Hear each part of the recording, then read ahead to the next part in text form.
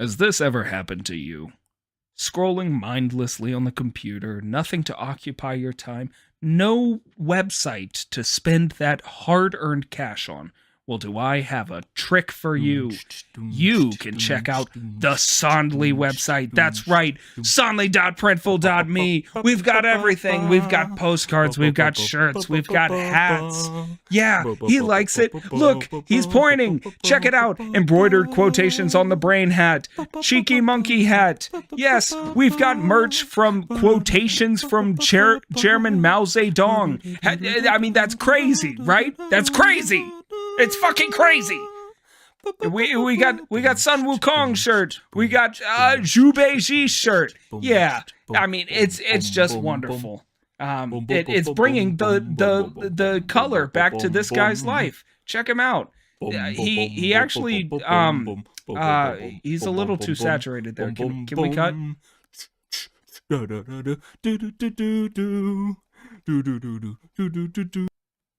From Kepler.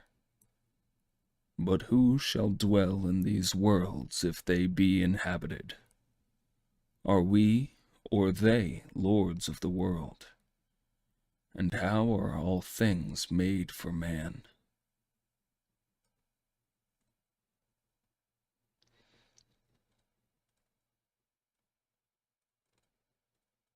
Book 1. The Coming of the Martians. The eve of the war. No one would have believed, in the last years of the 19th century, that human affairs were being watched keenly and closely by intelligences greater than man's, and yet as mortal as his own. That, as men busied themselves about their affairs, they were scrutinized and studied, perhaps almost as narrowly as a man with a microscope might scrutinize the transient creatures that swarm and multiply in a drop of water. With infinite complacency, men went to and fro over this globe about their little affairs, serene in their assurance of their empire over matter. It is possible that the infusoria under the microscope do the same. No one gave a thought to the older worlds of space as sources of human danger, or thought of them only to dismiss the idea of life upon them as impossible or improbable. It is curious to recall some of the mental habits of those departed days. At most, terrestrial men fancied there might be other men upon Mars, perhaps inferior to themselves, and ready to welcome a missionary enterprise. Yet, across the gulf of space, minds that are to our minds as ours are to those of the beasts that perish, intellects vast and cool and unsympathetic, regarded this earth with envious eyes, and slowly and surely drew their plans against us. And early in the 20th century came the great disillusionment. The planet Mars, I scarcely need remind the reader, revolves about the sun at a mean distance of 140 million miles, and the light and heat it receives from the sun is barely half of that received by this world. It must be, if the nebular hypothesis has any truth, older than our world, and long before this earth ceased to be molten. Life upon its surface must have begun its course. The fact that it is scarcely 1/7 of the volume of the earth must have accelerated its cooling to the temperature at which life could begin. It has air and water, and all that is necessary for the support of animated existence. Yet, so vain is man, and so blinded by his vanity, that no writer, up to the very end of the 19th century, expressed any idea that intelligent life might have developed there, far, or indeed at all, beyond its earthly level. Nor was it generally understood that since Mars is older than our Earth, with scarcely a quarter of the superficial area, and remoter from the sun, it necessarily follows that it is not only more distant from life's beginning, but nearer its end. The secular cooling that must some day overtake our planet has already gone far indeed with our neighbor. Its physical condition is still largely a mystery, but we know now that even in its equatorial region, the midday temperature barely approaches that of our coldest winter. Its air is much more attenuated than ours. Its oceans have shrunk until they cover but a third of its surface, and as its slow seasons change, huge snowcaps gather and melt about either pole, and periodically inundate its temperate zones. That last stage of exhaustion, which to us is still incredibly remote, has become a present-day problem for the inhabitants of Mars. The immediate pressure of necessity has brightened their intellects, enlarged their powers, and hardened their hearts. And looking across space, with instruments and intelligences such as we have scarcely dreamt of, they see, at its nearest distance, only 35 million of miles sunward of them, a morning star of hope, our own warmer planet, green with vegetation and gray with winter, with a cloudy atmosphere eloquent of fertility, with glimpses through its drifting cloud wisps of broad stretches of populous country and narrow navy-crowded seas. And we men, the creatures who inhabit this earth, must be to them at least as alien and lowly as are the monkeys and lemurs to us. The intellectual side of man already admits that life is an incessant struggle for existence, and it would seem that this too is the belief of the minds upon Mars. Their world is far gone in its cooling, and this world is still crowded with life, but crowded only with what they regard as inferior animals. To carry warfare sunward is indeed their only escape from the destruction that generation after generation creeps upon them. And before we judge of them too harshly, we must remember what ruthless and utter destruction our own species has wrought, not only upon animals, such as the vanished bison and the dodo, but upon its own inferior races.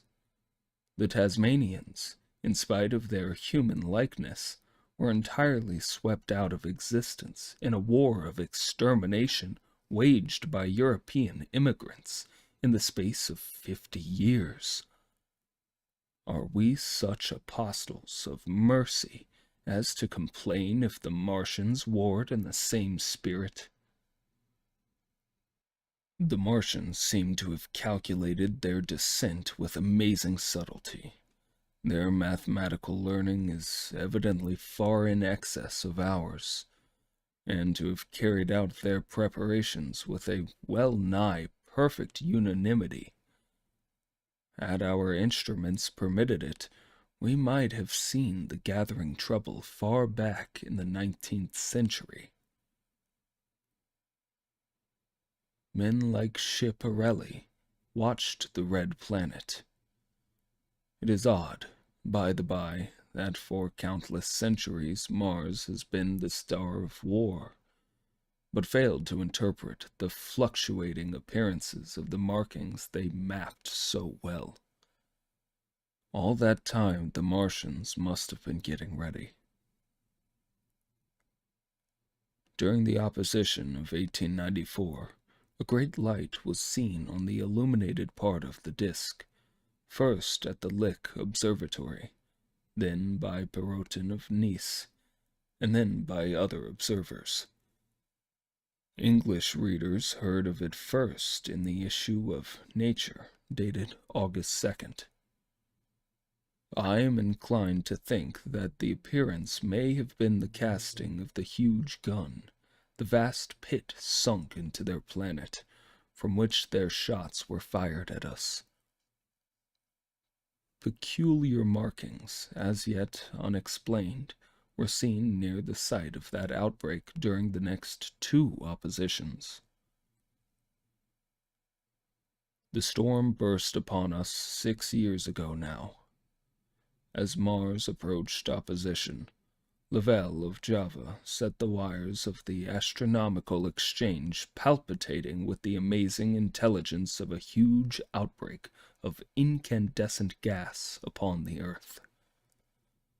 It had occurred towards midnight of the 12th, and the spectroscope, to which he had at once resorted, indicated a mass of flaming gas, chiefly hydrogen, moving with an enormous velocity towards this earth. This jet of fire had become invisible about 12:15.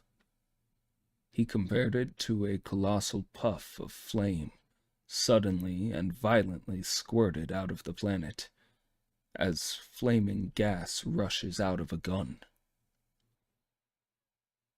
A singularly appropriate phrase it proved. Yet, the next day, there was nothing of this in the papers, except a little note in the Daily Telegraph, and the world went in ignorance of one of the gravest dangers that ever threatened the human race. I might not have heard of the eruption at all had I not met Ogilvy, the well-known astronomer at Ottershaw. He was immensely excited at the news, and in the excess of his feelings, invited me up to take a turn with him that night in a scrutiny of the red planet. In spite of all that has happened since, I still remember that vigil very distinctly. The black and silent observatory, the shadowed lantern throwing a feeble glow upon the floor in the corner, the steady ticking of the clockwork of the telescope, the little slit in the roof, an oblong profundity with the stardust streaked across it. Ogilvy moved about, invisible but audible. Looking through the telescope, one saw a circle of deep blue and the little round planets swimming in the field. It seemed such a little thing, so bright and small, and still faintly marked with transverse stripes and slightly flattened from the perfect round. But so little it was, so silvery warm, a pin's head of light. It was as if it quivered a little, but really this was the telescope vibrating with the activity of the clockwork that kept the planet in view. As I watched, the little star seemed to grow larger and smaller, and to advance and recede. But that was simply that my eye was tired. 40 millions of miles it was from us, more than 40 million miles of void. Few people realize the immensity of vacancy in which the dust of the material universe swims. Near it in the field, I remember, were 3 little points of light, 3 telescopic stars infinitely remote, and all around it was the unfathomable darkness of empty space. You know how that blackness looks on a frosty starlit night. In a telescope it seems far profounder, and invisible to me, because it was so remote and small, flying swiftly and steadily towards me across that incredible distance, drawing nearer every minute by so many thousands of miles, came the thing they were sending us. The thing that was to bring so much struggle and calamity and death to the earth. I never dreamt of it then as I watched. No one on earth dreamt of that unerring missile. That night, too, there was another jetting out of gas from the distant planet. I saw it. A reddish flash at the edge, the slightest projection of the outline, just as the chronometer struck midnight, and at that I told Ogilvy, and he took my place. The night was warm, and I was thirsty, and I went, stretching my legs clumsily and feeling my way in the darkness, to the little table where the siphon stood, while Ogilvy exclaimed at the streamer of gas that came out towards us. That night, another invisible missile started on its way to the earth from Mars, just a second or so under 24 hours after the first one. I remember how I sat on the table there in the blackness, with patches of green and crimson swimming before my eyes. I wished I had a light to smoke by, little suspecting the meaning of the minute gleam I had seen, and all that it would presently bring me. Ogilvy watched till 1, and then gave it up, and we lit the lantern and walked over to his house. Down below in the darkness were Ottershaw and Chertsey, and all their hundreds of people, sleeping in peace. He was full of speculation that night about the condition of Mars, and scoffed at the vulgar idea of its having inhabitants who were signaling us. His idea was that meteorites might be falling in a heavy shower upon the planet, or that a huge volcanic explosion was in progress. He pointed out to me how unlikely it was that organic evolution had taken the same direction in the 2 adjacent planets. The chances against anything manlike on Mars are 1,000,000 to 1, he said. Hundreds of observers saw the flame that night, and the night after, about midnight, and again the night after, and so for 10 nights, a flame each night. Why the shots ceased after the 10th, no one on earth has attempted to explain. It may be the gases of the firing caused the Martians inconvenience. Dense clouds of smoke or dust, visible through a powerful telescope on Earth as little gray fluctuating patches, spread through the clearness of the planet's atmosphere and obscured its more familiar features.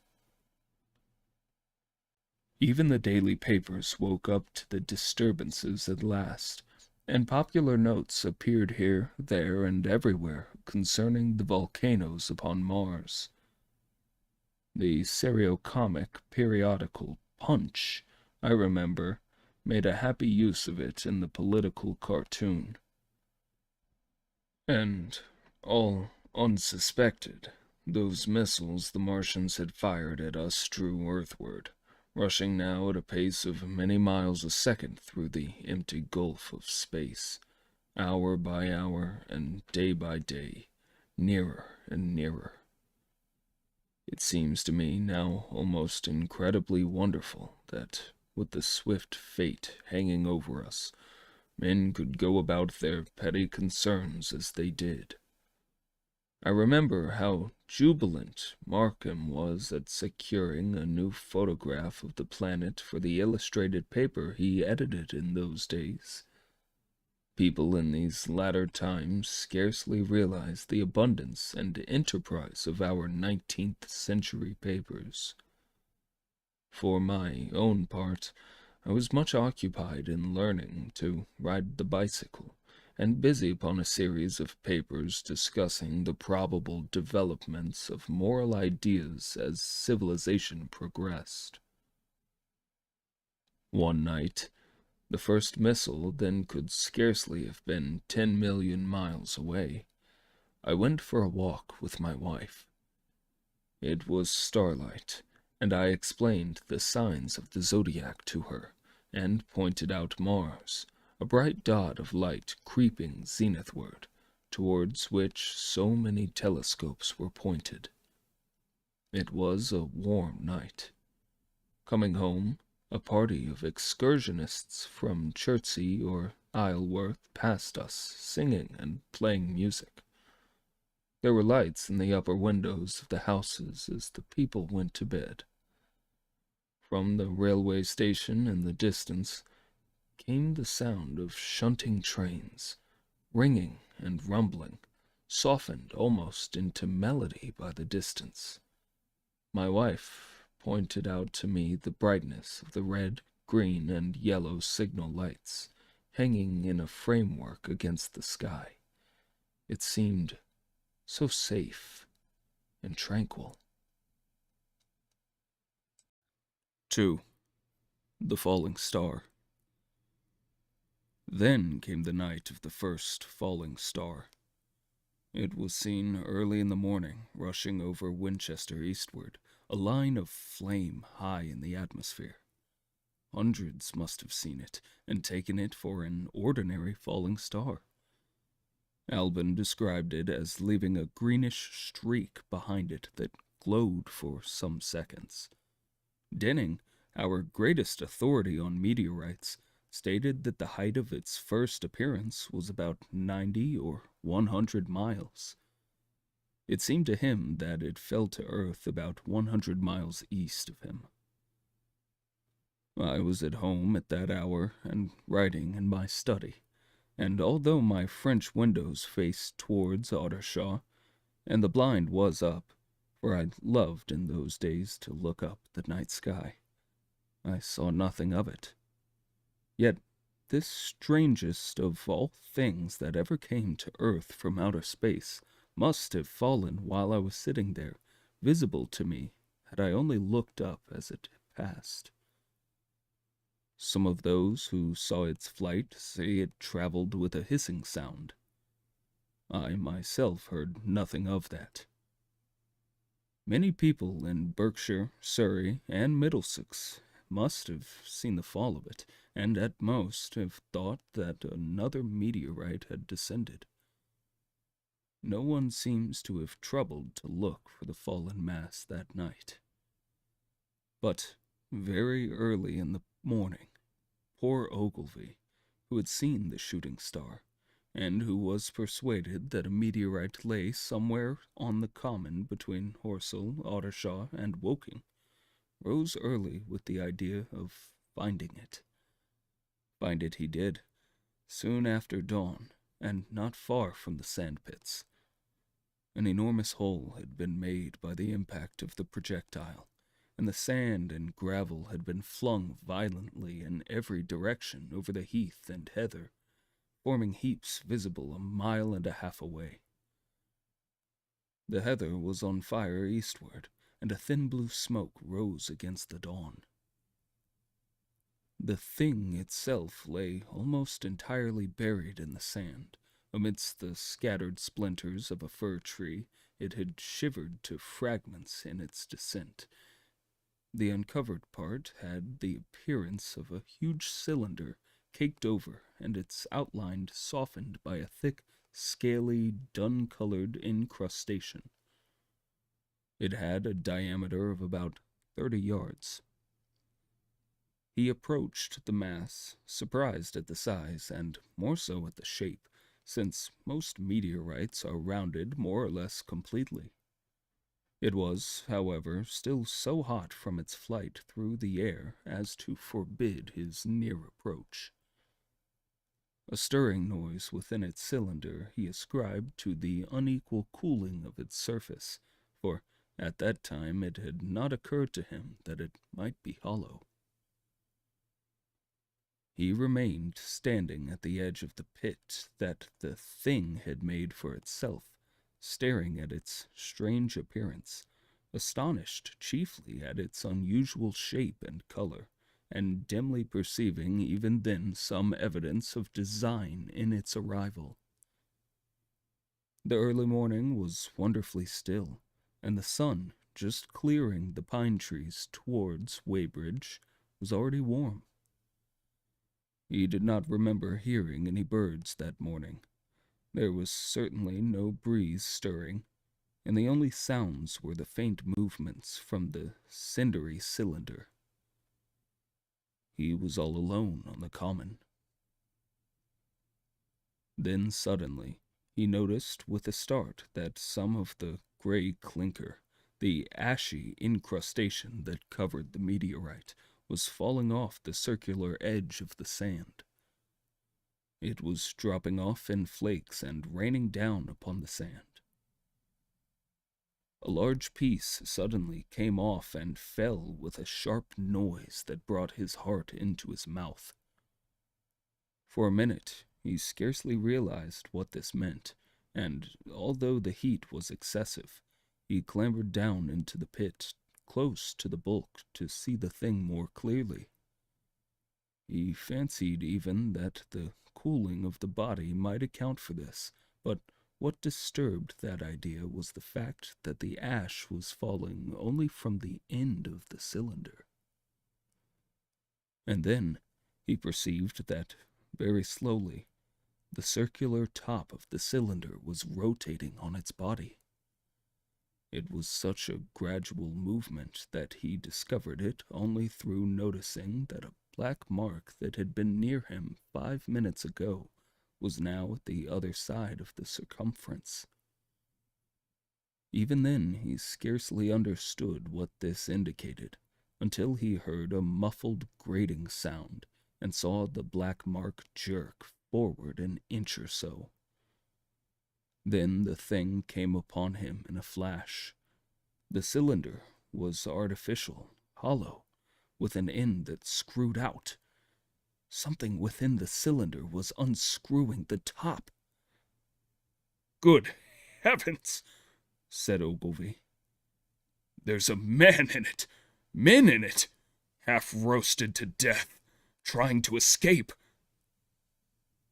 At once, with a quick mental leap, he linked the thing with the flash upon Mars.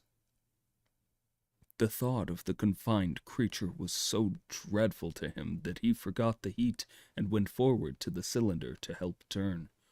But luckily the dull radiation arrested him before he could burn his hands on the still glowing metal.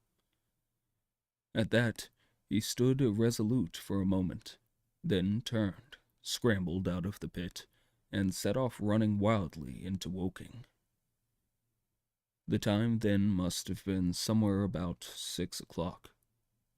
He met a wagoner and tried to make him understand, but the tale he told and his appearance were so wild, his hat had fallen off in the pit, that the man simply drove on. He was equally unsuccessful with the potman, who was just unlocking the doors of the public house by Horsell Bridge. The fellow thought he was a lunatic at large, and made an unsuccessful attempt to shut him into the tap-room. That sobered him a little, and when he saw Henderson, the London journalist, in his garden, he called over the palings and made himself understood.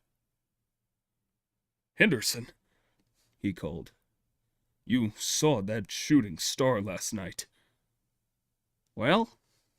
said Henderson. "It's out on Horsell Common now." "Good Lord," said Henderson. "Fallen meteorite. That's good." "But it's something more than a meteorite. It's a cylinder. An artificial cylinder, man. And there's something inside." Henderson stood up with his spade in his hand. "What's that?" he said. He is deaf in one ear. Ogilvy told him all that he had seen. Henderson was a minute or so taking it in. Then he dropped his spade, snatched at his jacket, and came out into the road. The two men hurried back at once to the common, and found the cylinder still lying in the same position. But now the sounds inside had ceased, and a thin circle of bright metal showed between the top and the body of the cylinder. Air was either entering or escaping at the rim with a thin, sizzling sound. They listened, rapped on the scale with the stick, and, meeting with no response, they both concluded the man or men inside must be insensible or dead. Of course, the two were quite unable to do anything. They shouted consolation and promises, and went off back to the town again to get help. One can imagine them, covered with sand, excited and disordered, running up the little street in the bright sunlight, just as the shop folks were taking down their shutters and people were opening their bedroom windows. Henderson went into the railway station at once in order to telegraph the news to London. The newspaper articles had prepared men's minds for the reception of the idea. By 8 o'clock, a number of boys and unemployed men had already started for the Common to see the dead men from Mars. That was the form the story took. I heard of it first from my newspaper boy, about 8:45, when I went out to get my daily chronicle. I was naturally startled, and lost no time in going out and across the Ottershaw Bridge to the sandpits. 3. On Horsell Common. I found a little crowd of perhaps 20 people surrounding the huge hole in which the cylinder lay. I have already described the appearance of that colossal bulk embedded in the ground. The turf and gravel about it seemed charred as if by sudden explosion. No doubt its impact had caused a flash of fire. Henderson and Ogilvy were not there. I think they perceived that nothing was to be done for the present, and had gone away to breakfast at Henderson's house. There were 4 or 5 boys sitting on the edge of the pit, with their feet dangling and amusing themselves until I stopped them by throwing stones at the giant mass. After I had spoken to them about it, they began playing at touch in and out of the group of bystanders. Among these were a couple of cyclists, a jobbing gardener I employed sometimes, a girl carrying a baby, Greg the butcher and his little boy, and 2 or 3 loafers and golf caddies who were accustomed to hang about the railway station. There was very little talking. Few of the common people in England had anything but the vaguest astronomical ideas in those days. Most of them were staring quietly at the big table-like end of the cylinder, which was still as Ogilvy and Henderson had left it. I fancy the popular expectation of a heap of charred corpses was disappointed at this inanimate bulk. Some went away while I was there, but other people came. I clambered into the pit and fancied I heard a faint movement under my feet. The top had certainly ceased to rotate. It was only when I got thus close to it that the strangeness of this object was at all evident to me. At the first glance, it was really no more exciting than an overturned carriage or a tree blown across the road. Not so much so, indeed. It looked like a rusty gas float half buried, more than anything else in the world. It required a certain amount of scientific education to perceive that the gray scale of the thing was no common oxide, that the yellowish-white metal that gleamed in the crack between the lid and the cylinder had an unfamiliar hue. extraterrestrial had no meaning for most of the onlookers. At that time, it was quite clear in my own mind that the thing had come from the planet Mars, but I judged it improbable that it contained any living creature. I thought the unscrewing might be automatic. In spite of Ogilvy, I still believed that there were men in Mars.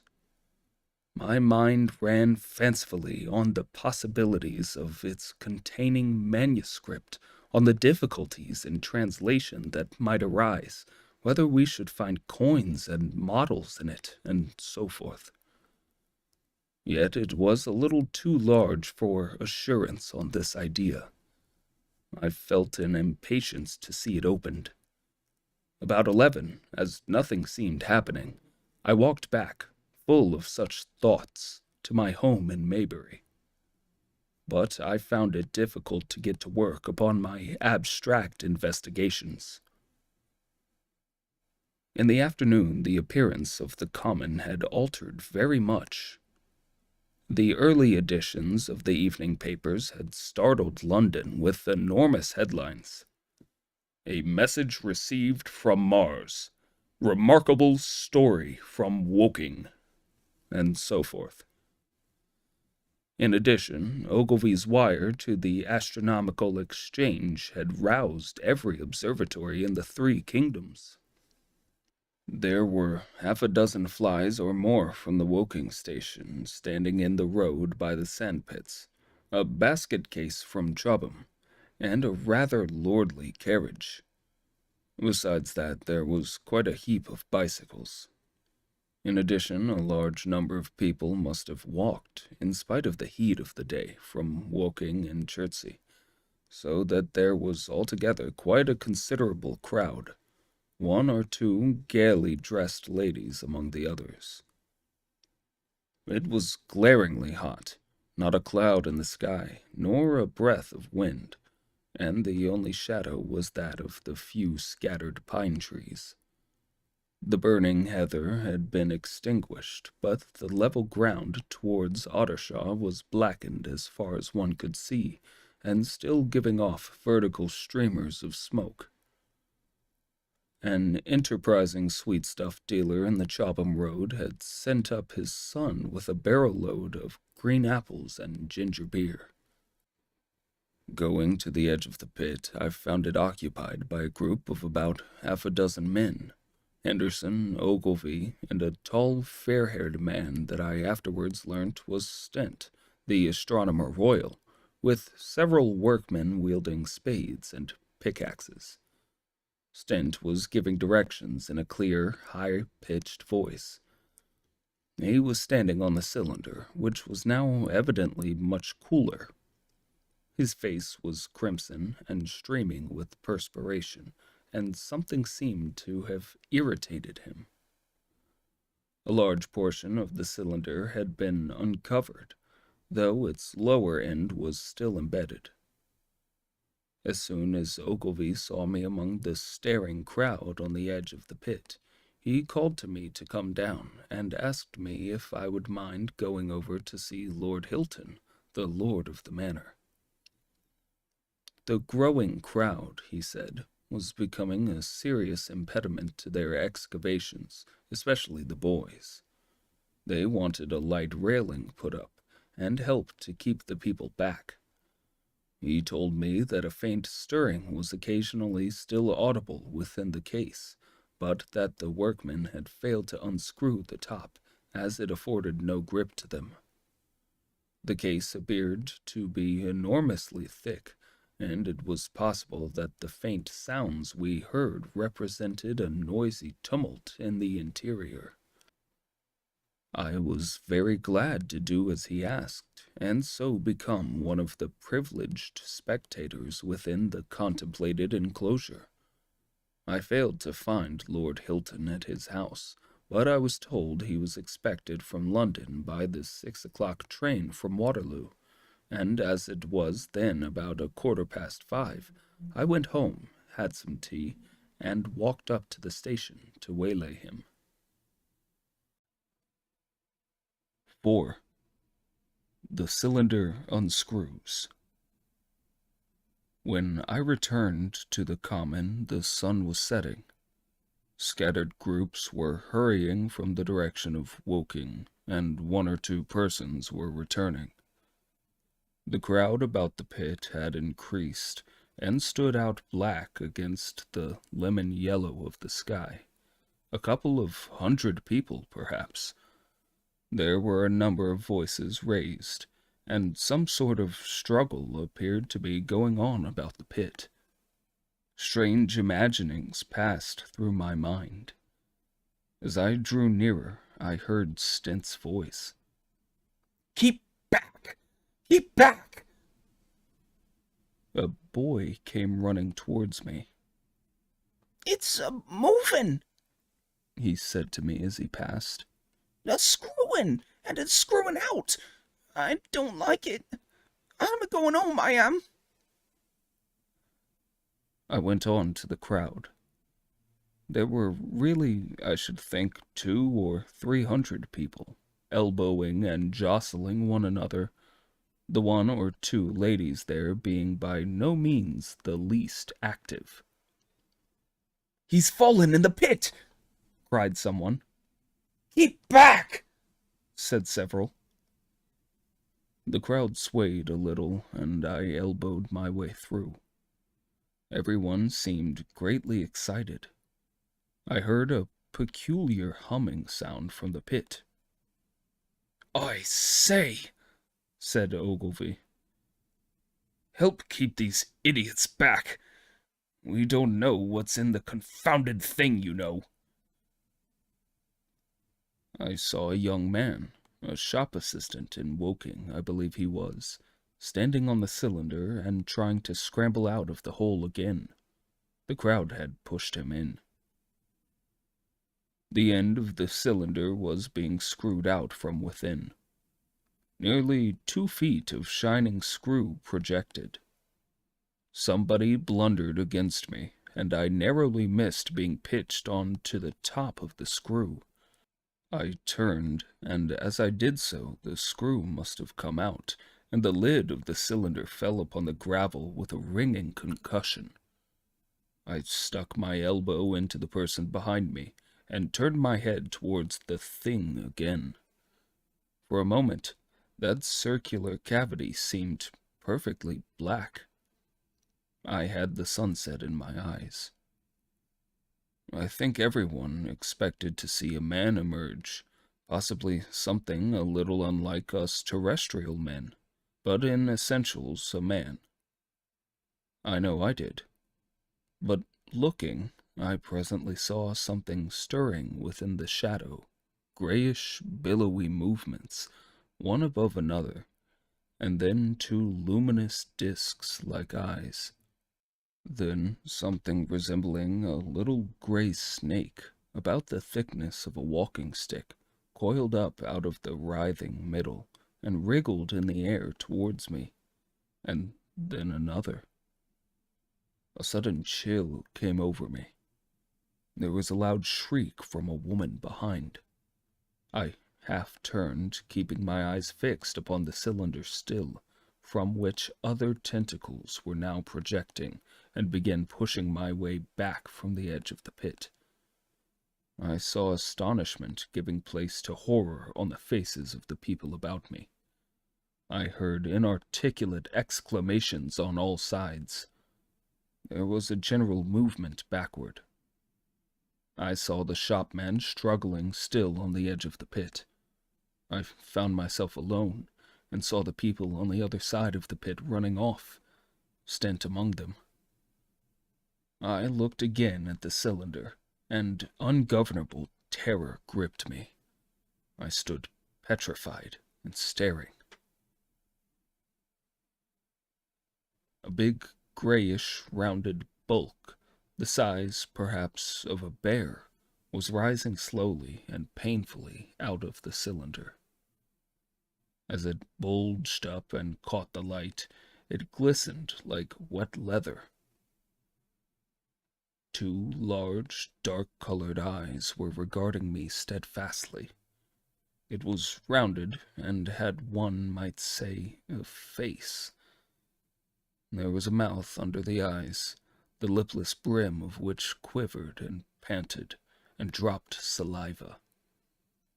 The body heaved and pulsated convulsively. A lank, tentacular appendage gripped the edge of the cylinder. Another swayed in the air. Those who have never seen a living Martian can scarcely imagine the strange horror of their appearance. The peculiar V-shaped mouth with its pointed upper lip, the absence of brow ridges, the absence of a chin beneath the wedge-like lower lip, the incessant quivering of this mouth, the gorgon groups of tentacles, the tumultuous breathing of the lungs in a strange atmosphere, the evident heaviness and painfulness of movement due to the greater gravitational energy of the earth, above all, the extraordinary intensity of the immense eyes, culminated in an effect akin to nausea. There was something fungoid in the oily brown skin, something in the clumsy deliberation of their tedious movements unspeakably terrible. Even at this first encounter, this first glimpse, I was overcome with disgust and dread. Suddenly, the monster vanished.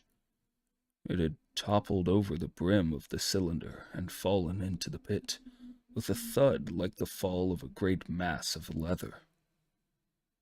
I heard it give a peculiar thick cry, and forthwith another of these creatures appeared darkly in the deep shadow of the aperture. At that, my rigor of terror passed. I turned and, running madly, made for the first group of trees, perhaps 100 yards away. But I ran slantingly and stumbling, for I could not avert my face from these things. There, among some young pine trees and furze bushes, I stopped, panting, and waited further developments. The common round the sandpits was dotted with people, standing, like myself, in a half-fascinated terror, staring at these creatures, or rather, at the heaped gravel at the edge of the pit in which they lay. And then, with a renewed horror, I saw a round black object bobbing up and down on the edge of the pit. It was the head of the shopman who had fallen in, but showing as a little black object against the hot western sky. Now he got his shoulder and knee up, and again he seemed to slip back until only his head was visible. Suddenly he vanished, and I could have fancied a faint shriek had reached me. I had a momentary impulse to go back and help him that my fears overruled. Everything was then quite invisible, hidden by the deep pit and the heap of sand that the fall of the cylinder had made. Anyone coming along the road from Chobham or Woking would have been amazed at the sight, a dwindling multitude of perhaps 100 people or more standing in a great irregular circle, in ditches, behind bushes, behind gates and hedges, saying little to one another, and that, in short, excited shouts, and staring hard at a few heaps of sand.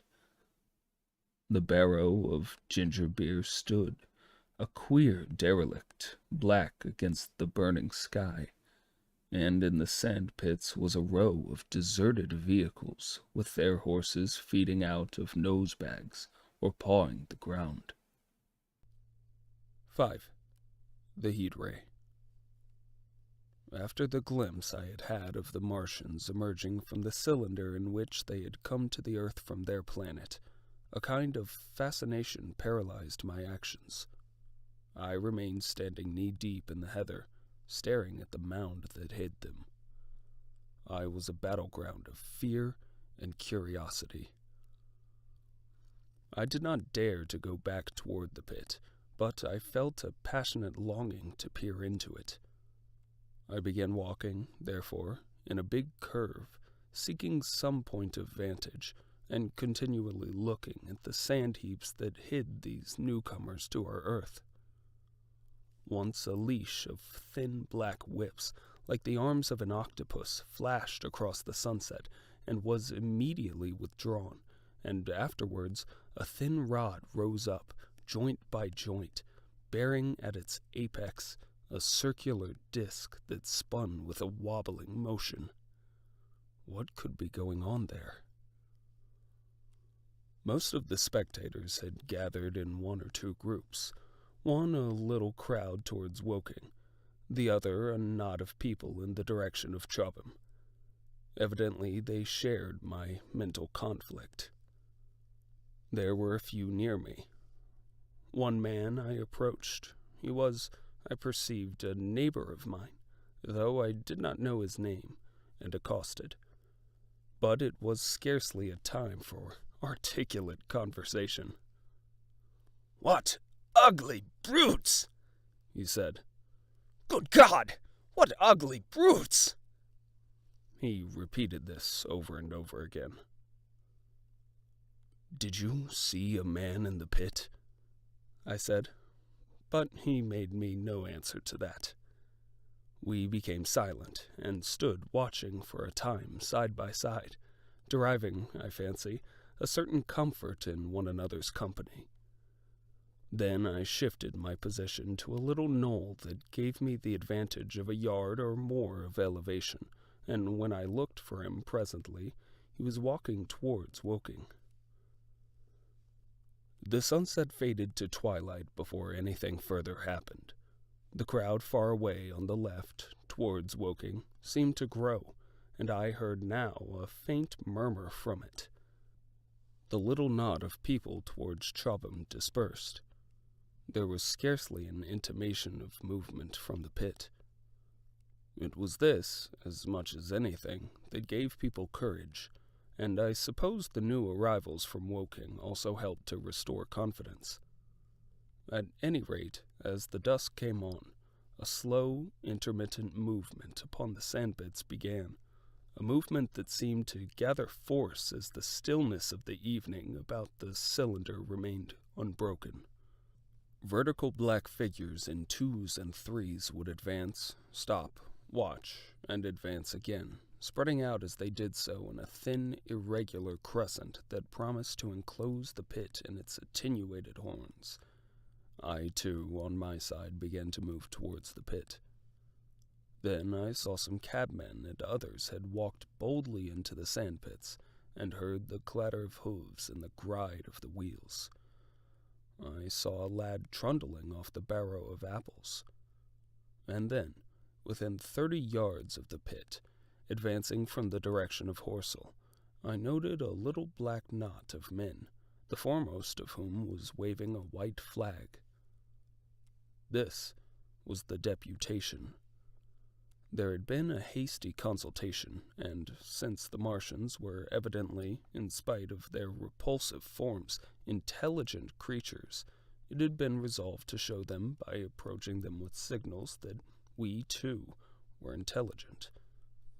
Flutter, flutter went the flag, first to the right, then to the left. It was too far for me to recognize anyone there, but afterwards I learnt that Ogilvy, Stent, and Henderson were there with others in this attempt at communication. This little group had in its advance dragged inward, so to speak, the circumference of the now almost complete circle of people, and a number of dim black figures followed it at discreet distances. Suddenly there was a flash of light, and a quantity of luminous greenish smoke came out of the pit in 3 distinct puffs, which drove up, one after the other, straight into the still air. This smoke, or flame perhaps would be the better word for it, was so bright that the deep blue sky overhead and the hazy stretches of brown common towards Chertsey, set with black pine trees, seemed to darken abruptly as these puffs arose, and to remain the darker after their dispersal. At the same time, a faint hissing sound became audible. Beyond the pit stood the little wedge of people, with the white flag at its apex, arrested by these phenomena, a little knot of small vertical black shapes upon the black ground. As the green smoke rose, their faces flashed out pallid green and faded again as it vanished.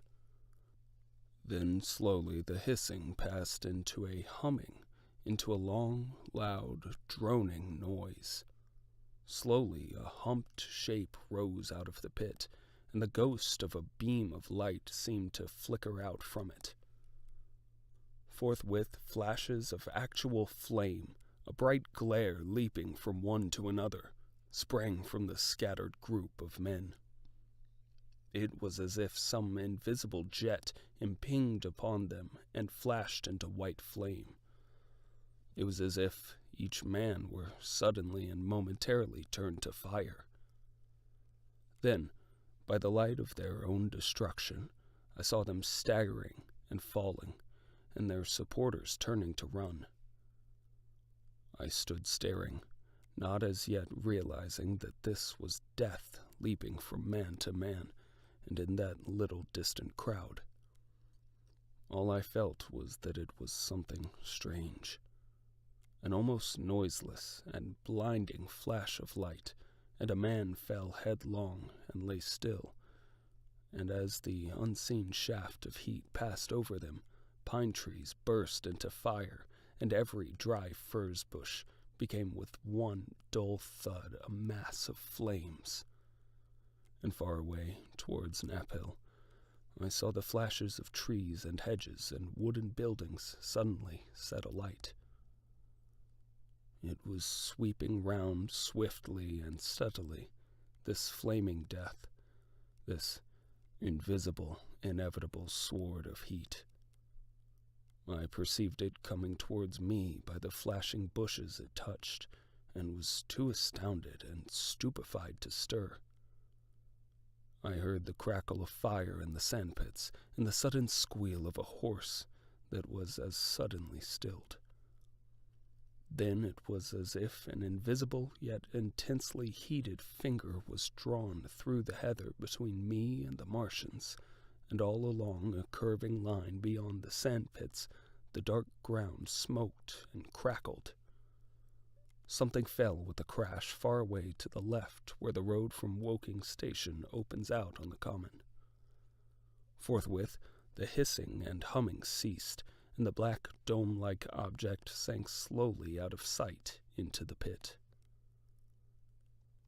All this had happened with such swiftness that I had stood motionless, dumbfounded and dazzled by the flashes of light.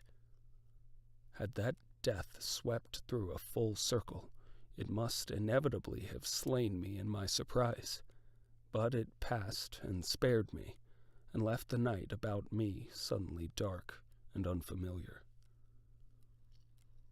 The unadulting common seemed now dark almost to blackness, except where its roadways lay gray and pale under the deep blue sky of the early night. It was dark and suddenly void of men. Overhead the stars were mustering, and in the west the sky was still a pale, bright, almost greenish blue. The tops of the pine trees and the roofs of Horsell came out sharp and black against the western afterglow. The Martians and their appliances were altogether invisible, save for that thin mast upon which their restless mirror wobbled. Patches of bush and isolated trees here and there smoked and glowed still, and the houses towards Woking Station were sending up spires of flame into the stillness of the evening air. Nothing was changed save for that and a terrible astonishment. The little group of black specks with the flag of white had been swept out of existence, and the stillness of the evening, so it seemed to me, had scarcely been broken. It came to me that I was upon this dark common, helpless, unprotected, and alone. Suddenly, like a thing falling upon me from without, came fear. With an effort, I turned and began a stumbling run through the heather. The fear I felt was no rational fear, but a panic terror, not only of the Martians, but of the dusk and stillness all about me. Such an extraordinary effect in unmanning me it had that I ran weeping silently as a child might do. Once I had turned, I did not dare to look back. I remember I felt an extraordinary persuasion that I was being played with, that presently, when I was upon the very verge of safety, this mysterious death, as swift as the passage of light, would leap after me from the pit of the cylinder and strike me down. 6. The Heat Ray in the Chobham Road. It is still a matter of wonder how the Martians are able to slay men so swiftly and so silently. Many think that in some way they are able to generate an intense heat in a chamber of practically absolute non-conductivity. This intense heat they project in a parallel beam against any object they choose by means of a polished parabolic mirror of unknown composition, much as the parabolic mirror of a lighthouse projects a beam of light. But no one has absolutely proved these details. However it is done, it is certain that a beam of heat is the essence of the matter. Heat, and invisible instead of visible light. Whatever is combustible flashes into flame at its touch. Lead runs like water. It softens iron, cracks and melts glass, and when it falls upon water incontinently, that explodes into steam. That night nearly 40 people lay under the starlight about the pit, charred and distorted beyond recognition, and all night long the common from Horsell to Maybury was deserted and brightly ablaze. The news of the massacre probably reached Chobham, Woking, and Ottershaw about the same time. In Woking, the shops had closed when the tragedy happened, and a number of people, shop people and so forth, attracted by the stories they had heard, were walking over Horsell Bridge and along the road between the hedges that run out at last upon the common.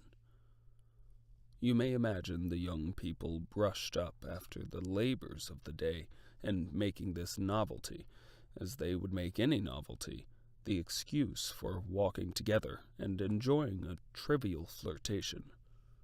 You may figure to yourself the hum of voices along the road in the gloaming. As yet, of course, few people in Woking even knew that the cylinder had opened, though poor Henderson had sent a messenger on a bicycle to the post office with a special wire to an evening paper. As these folks came out by twos and threes, upon the open they found little knots of people talking excitedly and peering at the spinning mirror over the sandpits, and the newcomers were, no doubt, soon infected by the excitement of the occasion. By 8:30, when the deputation was destroyed, there may have been a crowd of 300 people or more at this place, besides those who had left the road to approach the Martians nearer. There were 3 policemen, too, one of whom was mounted, doing their best, under instructions from Stent, to keep the people back and deter them from approaching the cylinder. There was some booing from those more thoughtless and excitable souls to whom a crowd is always an occasion for noise and horseplay. Stent and Ogilvy, anticipating some possibilities of a collision, had telegraphed from Horsell to the barracks as soon as the Martians emerged, for the help of a company of soldiers to protect these strange creatures from violence. After that, they returned to lead that ill-fated advance. The description of their death as it was seen by the crowd, tallies very closely with my own impressions. The 3 puffs of green smoke, the deep humming note, and the flashes of flame. But that crowd of people had a far narrower escape than mine. Only the fact that a hummock of heathery sand intercepted the lower part of the heat ray saved them. Had the elevation of the parabolic mirror been a few yards higher, none could have lived to tell the tale. They saw the flashes, and the men falling, and an invisible hand, as it were, lit the bushes as it hurried towards them through the twilight. Then, with a whistling note that rose above the droning of the pit, the beam swung close over their heads, lighting the tops of the beech trees that lined the road, and splitting the bricks, smashing the windows, firing the window frames, and bringing down in crumbling ruin a portion of the gable of the house nearest the corner. In the sudden thud, hiss, and glare of the igniting trees, the panic-stricken crowd seems to have swayed hesitantly for some moments. Sparks and burning twigs began to fall into the road, and single leaves like puffs of flame. Hats and dresses caught fire. Then came a crying from the common. There were shrieks and shouts, and suddenly a mounted policeman came galloping through the confusion with his hands clasped over his head, screaming, "They're coming!" A woman shrieked, and incontinently everyone was turning and pushing at those behind in order to clear their way to Woking again. They must have bolted as blindly as a flock of sheep. Where the road grows narrow and black between the high banks, the crowd jammed, and a desperate struggle occurred. All that crowd did not escape. 3 persons at least, 2 women and a little boy, were crushed and trampled there, and left to die amidst the terror and the darkness. 7. How I reached home. For my own part, I remember nothing of my flight except the stress of blundering against trees and stumbling through the heather. All about me gathered the invisible terrors of the Martians. That pitiless sword of heat seemed whirling to and fro, flourishing overhead before it descended and smote me out of life. I came into the road between the crossroads and Horsell, and ran along this to the crossroads. At last I could go no further. I was exhausted with the violence of my emotion and of my flight, and I staggered and fell by the wayside. That was near the bridge that crosses the canal by the gasworks. I fell and lay still. I must have remained there some time. I sat up, strangely perplexed.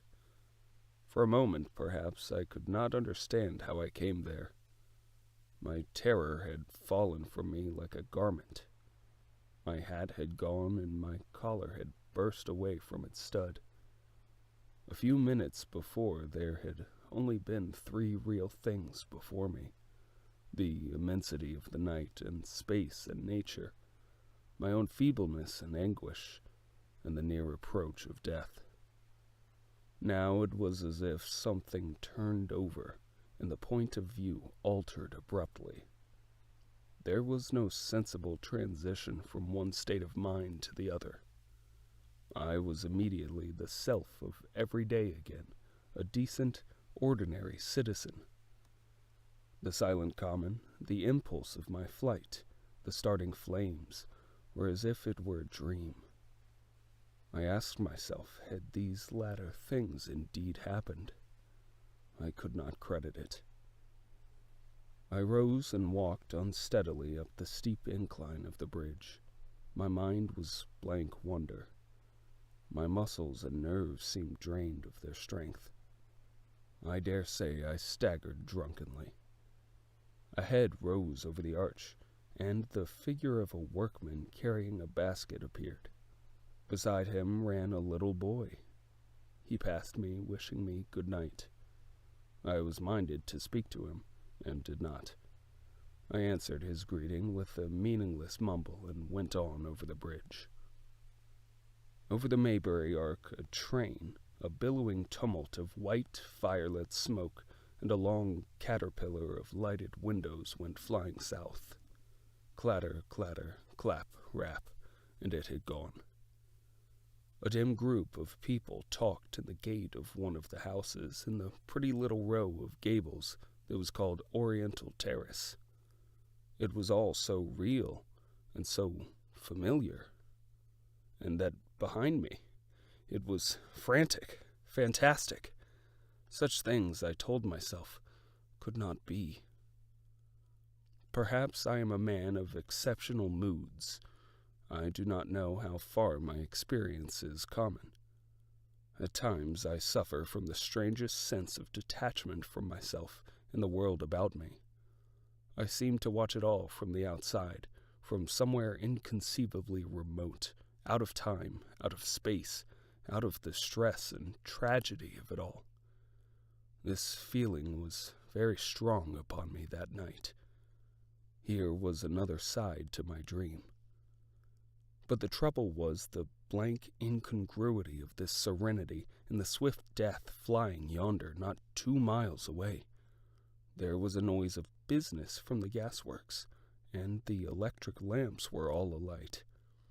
I stopped at the group of people. "What news from the common?" said I. There were 2 men and a woman at the gate. "Eh?" said one of the men, turning. "What news from the common?" I said. "Ain't you just been there?" asked the men. "People seem fair silly about the common," said the woman over the gate. "What's it all about?" "Haven't you heard of the men from Mars?" said I. "The creatures from Mars." "Quite enough," said the woman over the gate. "Thanks," and all 3 of them laughed. I felt foolish and angry. I tried and found I could not tell them what I had seen. They laughed at my broken sentences. "You'll hear more yet," I said, and went on to my home. I startled my wife at the doorway, so haggard was I. I went into the dining room, sat down, drank some wine, and so soon as I could collect myself succinctly, told her the things I had seen. The dinner, which was a cold one, had already been served and remained neglected on the table while I told my story. "There is one thing," I said to allay the fears I had aroused. "They are the most sluggish things I ever saw crawl. They may keep the pit and kill people who come near them, but they cannot get out of it. But the horror of them—" "Don't, dear," said my wife, knitting her brows and putting her hand on mine. "Poor Ogilvy," I said.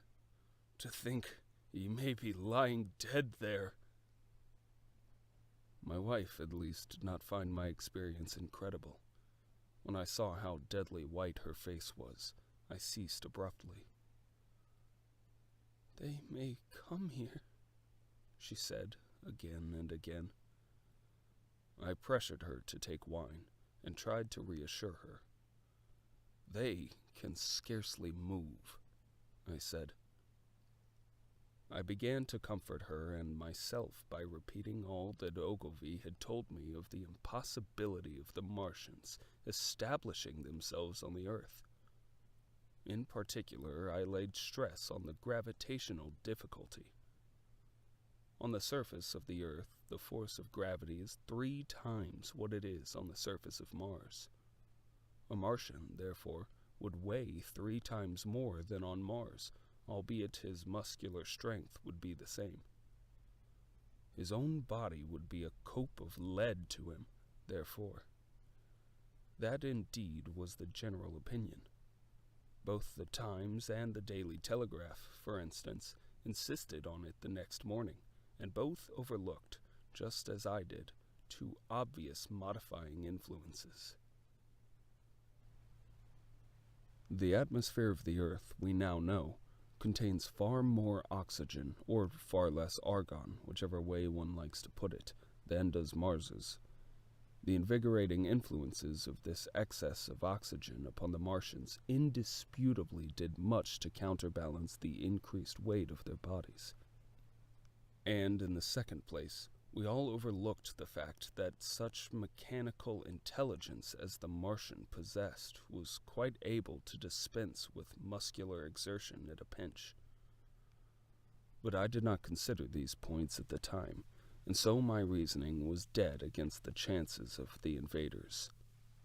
With wine and food, the confidence of my own table, and the necessity of reassuring my wife, I grew, by insensible degrees, courageous and secure. "They have done a foolish thing," said I, fingering my wine-glass. "They are dangerous, because no doubt they are mad with terror. Perhaps they expected to find no living things, certainly no intelligent living things. A shell in the pit," said I. "If the worst comes to the worst, we kill them all." The intense excitement of the events had no doubt left my perceptive powers in a state of erethism. I remember that dinner table with extraordinary vividness even now. My dear wife's sweet, anxious face peering at me from under the pink lampshade, the white cloth with its silver and glass table furniture, for in those days even philosophical writers had many little luxuries, the crimson-purple wine in my glass, are photographically distinct. At the end of it I sat, tempering nuts with a cigarette, regretting Ogilvy's rashness, and denouncing the short-sighted timidity of the Martians. So some respectable dodo in the Meridius might have lorded it in his nest and discussed the arrival of that ship full of pitiless sailors in want of animal food. We will peck them to death tomorrow, my dear. I did not know it, but that was the last civilized dinner I was to eat for very many strange and terrible days. 8. Friday night. The most extraordinary thing to my mind, of all the strange and wonderful things that happened upon that Friday, was the dovetailing of the commonplace habits of our social order with the first beginnings of this series of events that was to topple that social order headlong. If on Friday night you had taken a pair of compasses and drawn a circle with a radius of 5 miles round the Woking sandpits, I doubt if you would have had one human being outside it, unless it was some relation of Stint, or of the 3 or 4 cyclists or London people who lay dead on the common, whose emotions or habits were at all affected by the newcomers. Many people had heard of the cylinder, of course, and talked about it in their leisure, but it certainly did not make the sensation an ultimatum to Germany would have done. In London that night, poor Henderson's telegram describing the gradual unscrewing of the shot was judged to be a canard, and his evening paper, after wiring for authentication from him and receiving no reply, the man was killed, decided not to print a special edition. Within the 5-mile circle, even the great majority of people were inert. I have already described the behavior of the men and women to whom I spoke. All over the district, people were dining and supping. Working men were gardening after the labors of the day. Children were being put to bed. Young people were wandering through the lanes, love-making. Students sat over their books. Maybe there was a murmur in the village streets, a novel and dominant topic in the public houses, and here and there a messenger, or even an eyewitness of the latter occurrences, caused a whirl of excitement, a shouting and a running to and fro. But for the most part, the daily routine of working, eating, drinking, sleeping went on as it had done for countless years, as though no planet Mars existed in the sky. Even at Woking Station and Horsell and Chobham, that was the case. In Woking Junction, until a late hour, trains were stopping and going on. Others were shunting on the sidings. Passengers were alighting and waiting, and everything was proceeding in the most ordinary way. A boy from town, trenching on Smith's Monopoly, was selling papers with the afternoon's news. The ringing and impact of trucks, the sharp whistle of the engines from the junction, mingled with his shouts of, "Men from Mars!" Excited men came into the station with incredible tidings about 9 o'clock, and caused no more disturbance than drunkards might have done. People rattling Londonwards peered into the darkness outside the carriage windows and saw only a rare, flickering, vanishing spark dance up from the direction of Horsell, a red glow and a thin veil of smoke driving across the stars, and thought that nothing more serious than a heath fire was happening.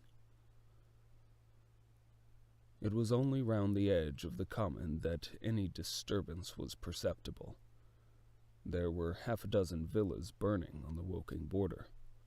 There were lights in all the houses on the common side of the 3 villages, and the people there kept awake till dawn. A curious crowd lingered restlessly, people coming and going, but the crowd remaining, both on the Chobham and Horsell bridges. 1 or 2 adventurous souls, it was afterwards found, went into the darkness and crawled quite near the Martians, but they never returned, for now and again a light ray, like the beam of a warship's searchlight, swept the common, and the heat ray was ready to follow. Save for such, that big area of common was silent and desolate, and the charred bodies lay about on it all night under the stars, and all the next day. A noise of hammering from the pit was heard by many people. So you have the state of things on Friday night. In the center, sticking into the skin of our old planet Earth like a poisoned dart, was this cylinder. But the poison was scarcely working yet. Around it was a patch of silent common, smoldering in places, and with a few dark, dimly seen objects lying in contorted attitudes here and there. Here and there was a burning bush or tree. Beyond was a fringe of excitement, and further than that fringe the inflammation had not crept as yet. In the rest of the world the stream of life still flowed as it had flowed for immemorial years. The fever of war that would presently clog vein and artery, deaden nerve, and destroy brain, had still to develop. All night long the Martians were hammering and stirring, sleepless, indefatigable, at work upon the machines they were making ready, and ever and again a puff of greenish-white smoke whirled up to the starlit sky. About 11, a company of soldiers came through Horsell, and deployed along the edge of the common to form a cordon. Later, a second company marched through Chobham to deploy on the north side of the common. Several officers from the Inkerman barracks had been on the common earlier in the day, and one, Major Eden, was reported to be missing. The colonel of the regiment came to the Chobham Bridge, and was busy questioning the crowd at midnight. The military authorities were certainly alive to the seriousness of the business. About 11, the next morning's papers were able to say a squadron of hussars, 2 Maxims, and about 400 men of the Cardigan Regiment started from Aldershot. A few seconds after midnight, the crowd in the Chertsey Road, Woking, saw a star fall from heaven into the pine woods to the northwest. It fell with a greenish light, causing a flash of light like summer lightning. This was the second cylinder. 9. The fighting begins. Saturday lives in my memory as a day of suspense. It was a day of lassitude, too, hot and close, with, I am told, a rapidly fluctuating barometer. I had slept but little, though my wife had succeeded in sleeping, and I rose early. I went into my garden before breakfast and stood listening, but towards the common there was nothing stirring but a lark. The milkman came as usual. I heard the rattle of his chariot, and I went round to the side gate to ask the latest news. He told me that during the night the Martians had been surrounded by troops, and that guns were expected. Then, a familiar reassuring note, I heard a train running towards Woking. "They aren't to be killed," said the milkman, "if that can't possibly be avoided." I saw my neighbor gardening, chatted with him for a time, and then strolled in to breakfast. It was a most unexceptional morning. My neighbor was of opinion that the troops would be able to capture or to destroy the Martians during the day. "It's a pity they make themselves so unapproachable," he said. "It would be curious to learn how they live on another planet. We might learn a thing or two." He came up to the fence and extended a handful of strawberries, for his gardening was as generous as it was enthusiastic. At the same time, he told me of the burning of the pine woods about the Byfleet golf links. "They say," said he, "that there's another of those blessed things fallen there, number 2. But one's enough, surely. This lot'll cost the insurance people a pretty penny before everything's settled." He laughed with an air of the greatest good humor as he said this. The woods, he said, were still burning, and pointed out a haze of smoke to me. "They will be hot underfoot for days on account of the thick soil of pine needles and turf," he said, and then grew serious over poor Ogilvy. After breakfast, instead of working, I decided to walk down towards the common. Under the railway bridge, I found a group of soldiers, sappers, I think, men in small round caps, dirty red jackets unbuttoned, and showing their blue shirts, dark trousers, and boots coming to the calf. They told me no one was allowed over the canal, and, looking along the road towards the bridge, I saw one of the Cardigan men standing sentinel there. I talked with these soldiers for a time. I told them of my sight of the Martians on the previous evening. None of them had seen the Martians, and they had but the vaguest idea of them, so that they plied me with questions. They said that they did not know who had authorized the movements of the troops. Their idea was that a dispute had arisen at the Horse Guards. The ordinary sapper is a great deal better educated than the common soldier, and they discussed the peculiar conditions of the possible fight with some acuteness. I described the heat ray to them, and they began to argue among themselves. "Crawl up under cover and rush 'em, say I," said one. "Get on," said another. "What's cover against this here heat? Sticks to cook here. What we got to do is to go as near as the ground'll let us, and then drive a trench." "Blow your trenches! You always want trenches. You ought to been born a rabbit, Snippy." "Ain't they got any necks, then?" said a third, abruptly, a little contemplative dark man smoking a pipe. I repeated my description. "Octopuses," said he. "That's what I calls 'em. Talk about fishers of men. Fighters of fish it is this time." "It ain't no murder killing beasts like that," said the first speaker. "Why not shell the darned thing straight off and finish 'em?" said the dark little man.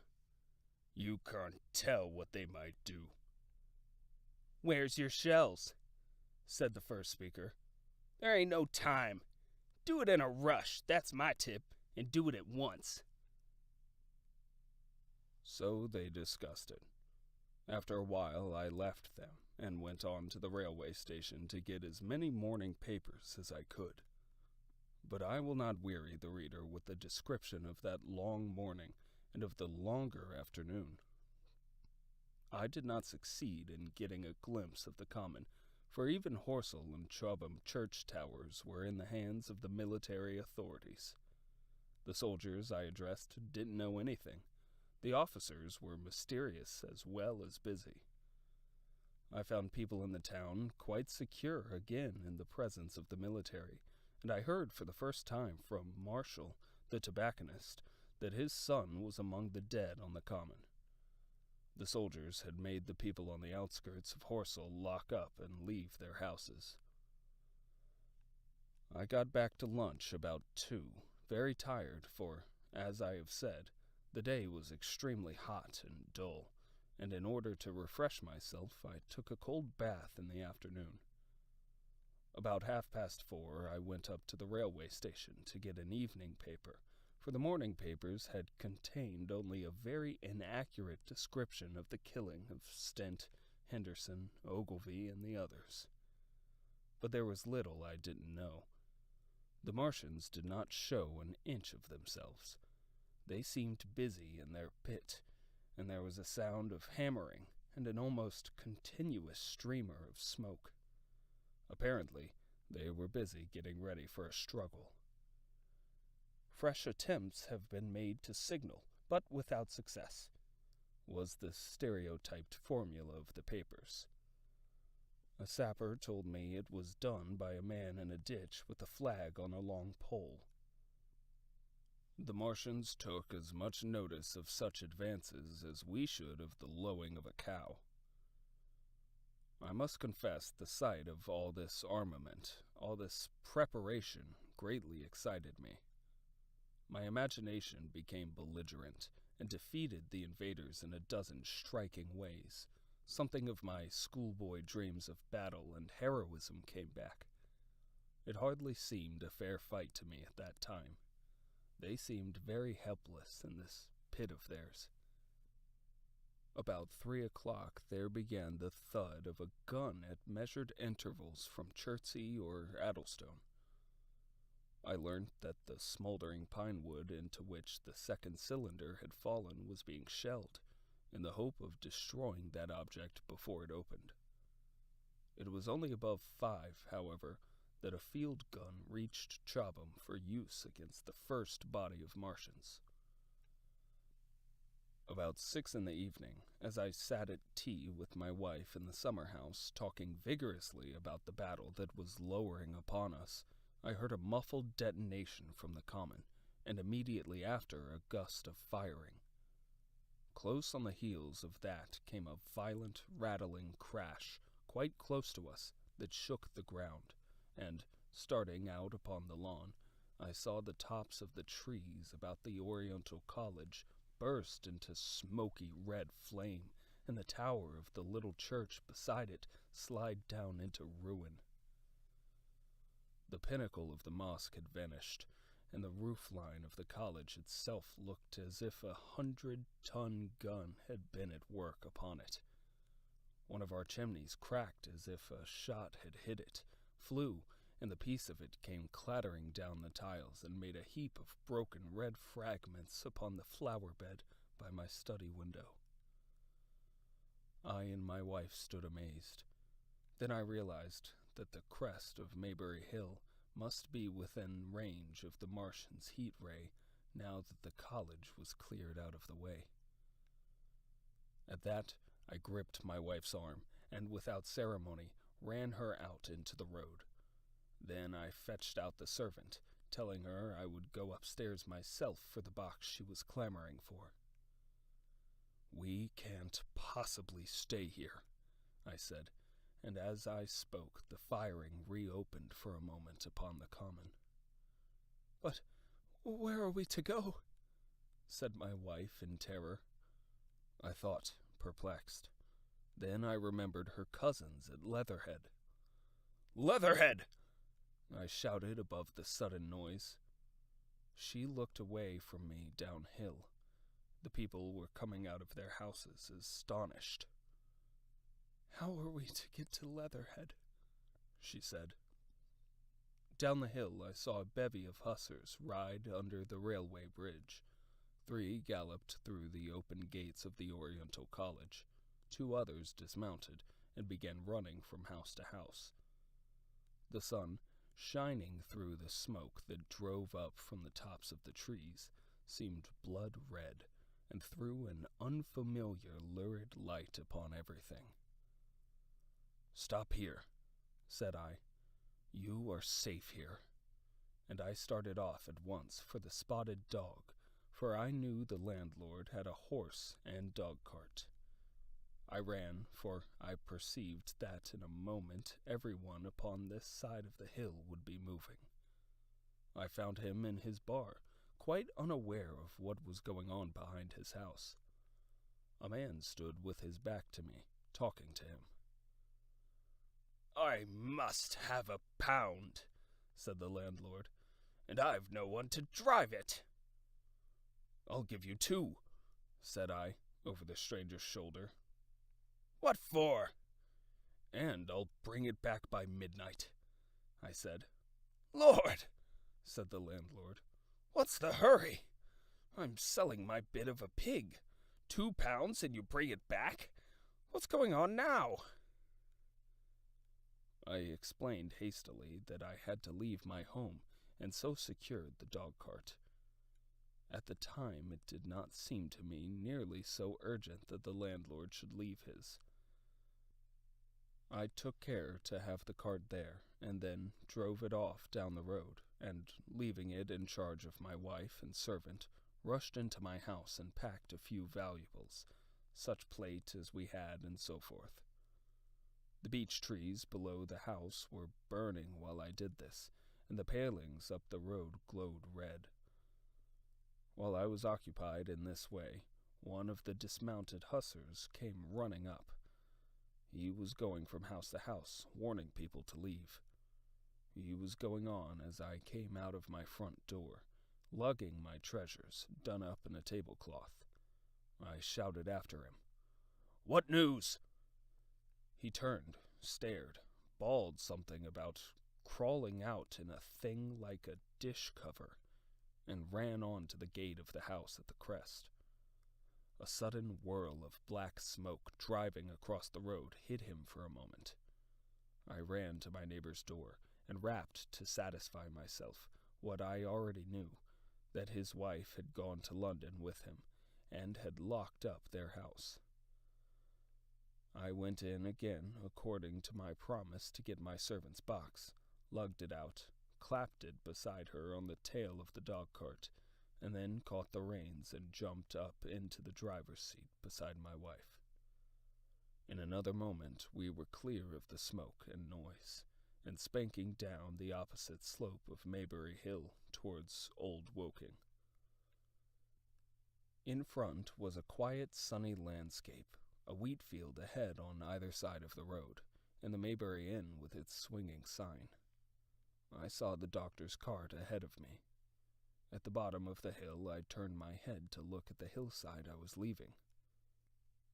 Thick streamers of black smoke shot with threads of red fire were driving up into the still air and throwing dark shadows upon the green tree-tops eastward. The smoke already extended far away to the east and west, to the Byfleet pine woods eastward, and to Woking on the west. The road was dotted with people running towards us, and very faint now, but very distinct through the hot, quiet air, one heard the whir of a machine gun that was presently stilled, and an intermittent crackling of rifles. Apparently, the Martians were setting fire to everything within range of their heat ray. I am not an expert driver, and I had immediately to turn my attention to the horse. When I looked back again, the second hill had hidden the black smoke. I slashed the horse with the whip and gave him a loose rein until Woking and Send lay between us and that quivering tumult. I overtook and passed the doctor between Woking and Send. 10. In the storm. Leatherhead is about 12 miles from Maybury Hill. The scent of hay was in the air through the lush meadows beyond Pireford, and the hedges on either side were sweet and gay with multitudes of dog roses. The heavy firing that had broken out while we were driving down Maybury Hill ceased as abruptly as it began, leaving the evening very peaceful and still. We got to Leatherhead without misadventure about 9 o'clock, and the horse had an hour's rest while I took supper with my cousins and commended my wife to their care. My wife was curiously silent throughout the drive and seemed oppressed with forebodings of evil. I talked to her reassuringly, pointing out that the Martians were tied to the pit by sheer heaviness and, at the utmost, could but crawl a little out of it, but she only answered in monosyllables. Had it not been for my promise to the innkeeper, she would, I think, have urged me to stay in Leatherhead that night. Would that I had! Her face, I remember, was very white as we parted. For my own part, I had been feverishly excited all day. Something very like the war fever that occasionally runs through a civilized community had got into my blood, and in my heart I was not so very sorry that I had to return to Maybury that night. I was even afraid that the last fusillade I had heard might mean the extermination of our invaders from Mars. I could best express my state of mind by saying that I wanted to be in at the death. It was nearly 11 when I started to return. The night was unexpectedly dark. To me, walking out of the lighted passage of my cousin's house, it seemed indeed black, and it was as hot and close as the day. Overhead, the clouds were driving fast, albeit not a breath stirred the shrubs about us. My cousin's man lit both lamps. Happily, I knew the road intimately. My wife stood in the light of the doorway and watched me until I jumped up into the dog cart. Then she abruptly turned and went in, leaving my cousins side by side, wishing me a good hap. I was a little depressed at first with the contagion of my wife's fears, but very soon my thoughts reverted to the Martians. At that time I was absolutely in the dark as to the course of the evening's fighting. I did not know even the circumstances that had precipitated the conflict. As I came through Ockham, for that was the way I returned, and not through Send and Old Woking, I saw along the western horizon a blood-red glow, which, as I drew nearer, crept slowly up the sky. The driving clouds of the gathering thunderstorm mingled there with the masses of black and red smoke. Ripley Street was deserted, and except for a lighted window or so, the village showed not a sign of life. But I narrowly escaped an accident at the corner of the road to Pireford, where a knot of people stood with their backs to me. They said nothing to me as I passed. I did not know what they knew of the things happening beyond the hill, nor do I know if the silent houses I passed on my way were sleeping securely or deserted and empty, or harassed and watching against the terror of the night.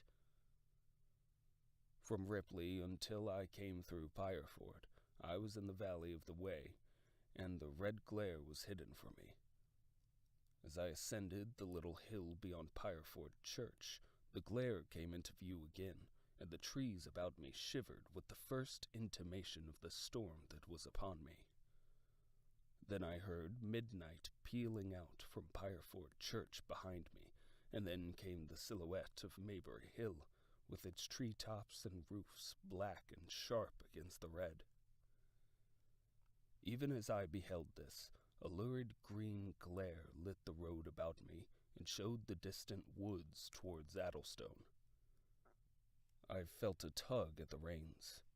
I saw that the driving clouds had been pierced, as it were, by a thread of green fire, suddenly lighting their confusion and falling into the fields to my left.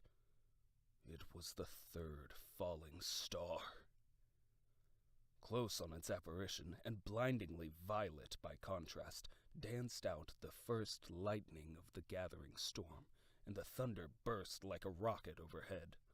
The horse took the bit between his teeth and bolted. A moderate incline runs down towards the foot of Maybury Hill, and down this we clattered. Once the lightning had begun, it went on in as rapid a succession of flashes as I have ever seen. The thunderclaps treading one on the heels of another, and with a strange crackling accompaniment, sounded more like the working of a gigantic electric machine than the usual detonating reverberations. The flickering light was blinding and confusing, and a thin hail smote gustily at my face as I drove down the slope. At first I regarded little but the road before me, and then abruptly my attention was arrested by something that was moving rapidly down the opposite slope of Maybury Hill. At first I took it for the wet roof of a house, but one flash following another showed it to be in swift rolling movement. It was an elusive vision, a moment bewildering darkness, and then in a flash like daylight, the red masses of the orphanage near the crest of the hill, the green tops of the pine trees, and this problematical object came out clear and sharp and bright. And this thing I saw, how can I describe it? A monstrous tripod, higher than many houses, striding over the young pine trees and smashing them aside in its career. A walking engine of glittering metal, striding now across the heather. Articulate ropes of steel dangling from it, and the clattering tumult of its passage mingling with the riot of the thunder. A flash, and it came out vividly, heeling over one way with 2 feet in the air, to vanish and reappear almost instantly, as it seemed, with the next flash 100 yards nearer. Can you imagine a milking stool tilted and bowled violently along the ground? That was the impression those instant flashes gave. But instead of a milking stool, imagine it a great body of machinery on a tripod stand. Then suddenly, the trees in the pine wood ahead of me were parted, as brittle reeds are parted by a man thrusting through them. They were snapped off and driven headlong, and a second huge tripod appeared, rushing, as it seemed, headlong towards me. And I was galloping hard to meet it. At the sight of the second monster, my nerve went altogether. Not stopping to look again, I wrenched the horse's head hard round to the right, and in another moment the dog-cart had heeled over upon the horse. The shafts smashed noisily, and I was flung sideways, and fell heavily into a shallow pool of water. I crawled out almost immediately, and crouched, my feet still in the water, under a clump of firs. The horse lay motionless. His neck was broken, poor brute. And by the lightning flashes I saw the black bulk of the overturned dog-cart and the silhouette of the wheel still spinning slowly. In another moment the colossal mechanism went striding by me and passed uphill towards Pireford. Seen nearer, the thing was incredibly strange, for it was no mere insensate machine driving on its way. Machine it was, with a ringing metallic pace and long, flexible, glittering tentacles, one of which gripped a young pine tree, swinging and rattling about its strange body. It picked its road as it went striding along, and the brazen hood that surmounted it moved to and fro, with the inevitable suggestion of a head looking about it. Behind the main body was a huge thing of white metal, like a gigantic fisherman's basket, and puffs of green smoke squirted out from the joints of the limbs as the monster swept by me. and in an instant it was gone. So much I saw then, all vaguely for the flickering of the lightning, in blinding high lights and dense black shadows. As it passed, it set up an exultant, deafening howl that drowned the thunder. Aroo! Aroo!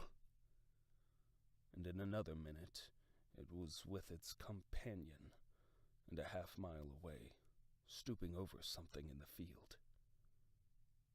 I have no doubt this thing in the field was the third of the 10 cylinders they had fired at us from Mars.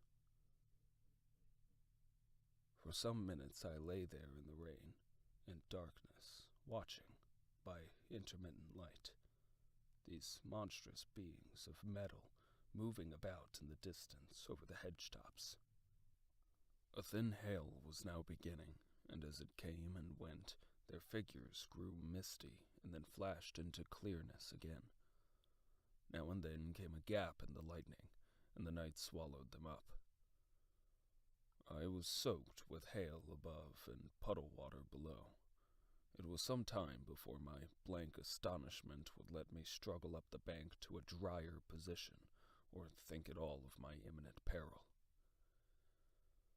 Not far from me was a little one-room squatter's hut of wood, surrounded by a patch of potato garden. I struggled to my feet at last, and, crouching and making use of every chance of cover, I made a run for this. I hammered at the door, but I could not make the people hear, if there were any people inside, and after a time I desisted, and, availing myself of a ditch for the greater part of the way, succeeded in crawling, unobserved by these monstrous machines, into the pine wood towards Maybury. Under cover of this I pushed on, wet and shivering now, towards my own house. I walked among the trees, trying to find the footpath. It was very dark indeed in the wood, for the lightning was now becoming infrequent, and the hail, which was pouring down in a torrent, fell in columns through the gaps in the heavy foliage. If I had fully realized the meaning of all the things I had seen, I should have immediately worked my way round through Byfleet to Street Cobham, and so gone back to rejoin my wife at Leatherhead. But that night, the strangeness of things about me, and my physical wretchedness, prevented me, for I was bruised, weary, wet to the skin, deafened and blinded by the storm. I had a vague idea of going on to my own house, and that was as much motive as I had. I staggered through the trees, fell into a ditch, and bruised my knees against a plank, and finally splashed out into the lane that ran down from the College Arms. I say splashed, for the storm water was sweeping the sand down the hill in a muddy torrent. There in the darkness a man blundered into me and sent me reeling back. He gave a cry of terror, sprung sideways, and rushed on before I could gather my wits sufficiently to speak to him. So heavy was the stress of the storm just at this place that I had the hardest task to win my way up the hill. I went close up to the fence on the left and worked my way along its palings. Near the top I stumbled upon something soft and, by a flash of lightning, saw between my feet a heap of black broadcloth and a pair of boots. Before I could distinguish clearly how the man lay, the flicker of light had passed. I stood over him, waiting for the next flash. When it came, I saw that he was a sturdy man, cheaply but not shabbily dressed. His head was bent under his body, and he lay crumpled up close to the fence, as though he had been flung violently against it. Overcoming the repugnance natural to one who had never before touched a dead body, I stooped and turned him over to feel for his heart. He was quite dead. Apparently his neck had been broken. The lightning flashed for a third time, and his face leapt upon me. I sprang to my feet. It was the landlord of the Spotted Dog, whose conveyance I had taken. I stepped over him gingerly and pushed on up the hill. I made my way by the police station and the College Arms towards my own house. Nothing was burning on the hillside, though from the common there still came a red glare and a rolling tumult of ruddy smoke beating up against the drenching hail. So far as I could see by the flashes, the houses about me were mostly uninjured. By the College Arms, a dark heap lay in the road. Down the road towards Maybury Bridge there were voices and the sound of feet, but I had not the courage to shout or to go to them. I let myself in with my latchkey, closed, locked, and bolted the door, staggered to the foot of the staircase, and sat down. My imagination was full of those striding metallic monsters, and of the dead body smashed against the fence. I crouched at the foot of the staircase with my back to the wall, shivering violently. 11. At the window. I have said already that my storms of emotion have a trick of exhausting themselves. After a time I discovered that I was cold and wet, and with little pools of water about me on the stair carpet. I got up almost mechanically, went into the dining room and drank some whiskey, and then I was moved to change my clothes. After I had done that, I went upstairs to my study, but why I did so I do not know. The window of my study looks over the trees and the railway towards Horsell Common. In the hurry of our departure, this window had been left open. The passage was dark, and, by contrast with the picture, the window frame enclosed, that side of the room seemed impenetrably dark. I stopped short in the doorway. The thunderstorm had passed. The towers of the Oriental College and the pine trees about it had gone, and very far away, lit by a vivid red glare, the common about the sandpits was visible. Across the light, huge black shapes, grotesque and strange, moved busily to and fro. It seemed, indeed, as if the whole country in that direction was on fire. A broad hillside set with minute tongues of flame, swaying and writhing with the gusts of the dying storm, and throwing a red reflection upon the cloud scud above. Every now and then a haze of smoke from some nearer conflagration drove across the window and hid the Martian shapes. I could not see what they were doing, nor the clear form of them, nor recognize the black objects they were busied upon. Neither could I see the nearer fire, though the reflections of it danced on the wall and ceiling of the study. A sharp, resinous twang of burning was in the air. I closed the door noisily and crept towards the window. As I did so, the view opened out until, on the one hand, it reached to the houses about Woking Station, and on the other to the charred and blackened pine woods of Byfleet. There was a light down below the hill, on the railway, near the arch, and several of the houses along the Maybury Road and the streets near the station were glowing ruins. The light upon the railway puzzled me at first. There was a black heap and a vivid glare, and to the right of that a row of yellow oblongs. Then I perceived this was a wrecked train, the forepart smashed and on fire, the hinder carriages still upon the rails. Between these three main centers of light, the houses, the train, and the burning country towards Chobham, stretched irregular patches of dark country, broken here and there by intervals of dimly glowing and smoking ground. It was the strangest spectacle, that black expanse set with fire. It reminded me, more than anything else, of the potteries seen at night. People at first I could distinguish none, though I peered intently for them. Later I saw against the light of Woking Station a number of black figures hurrying one after the other across the line. And this was the little world in which I had been living securely for years, this fiery chaos.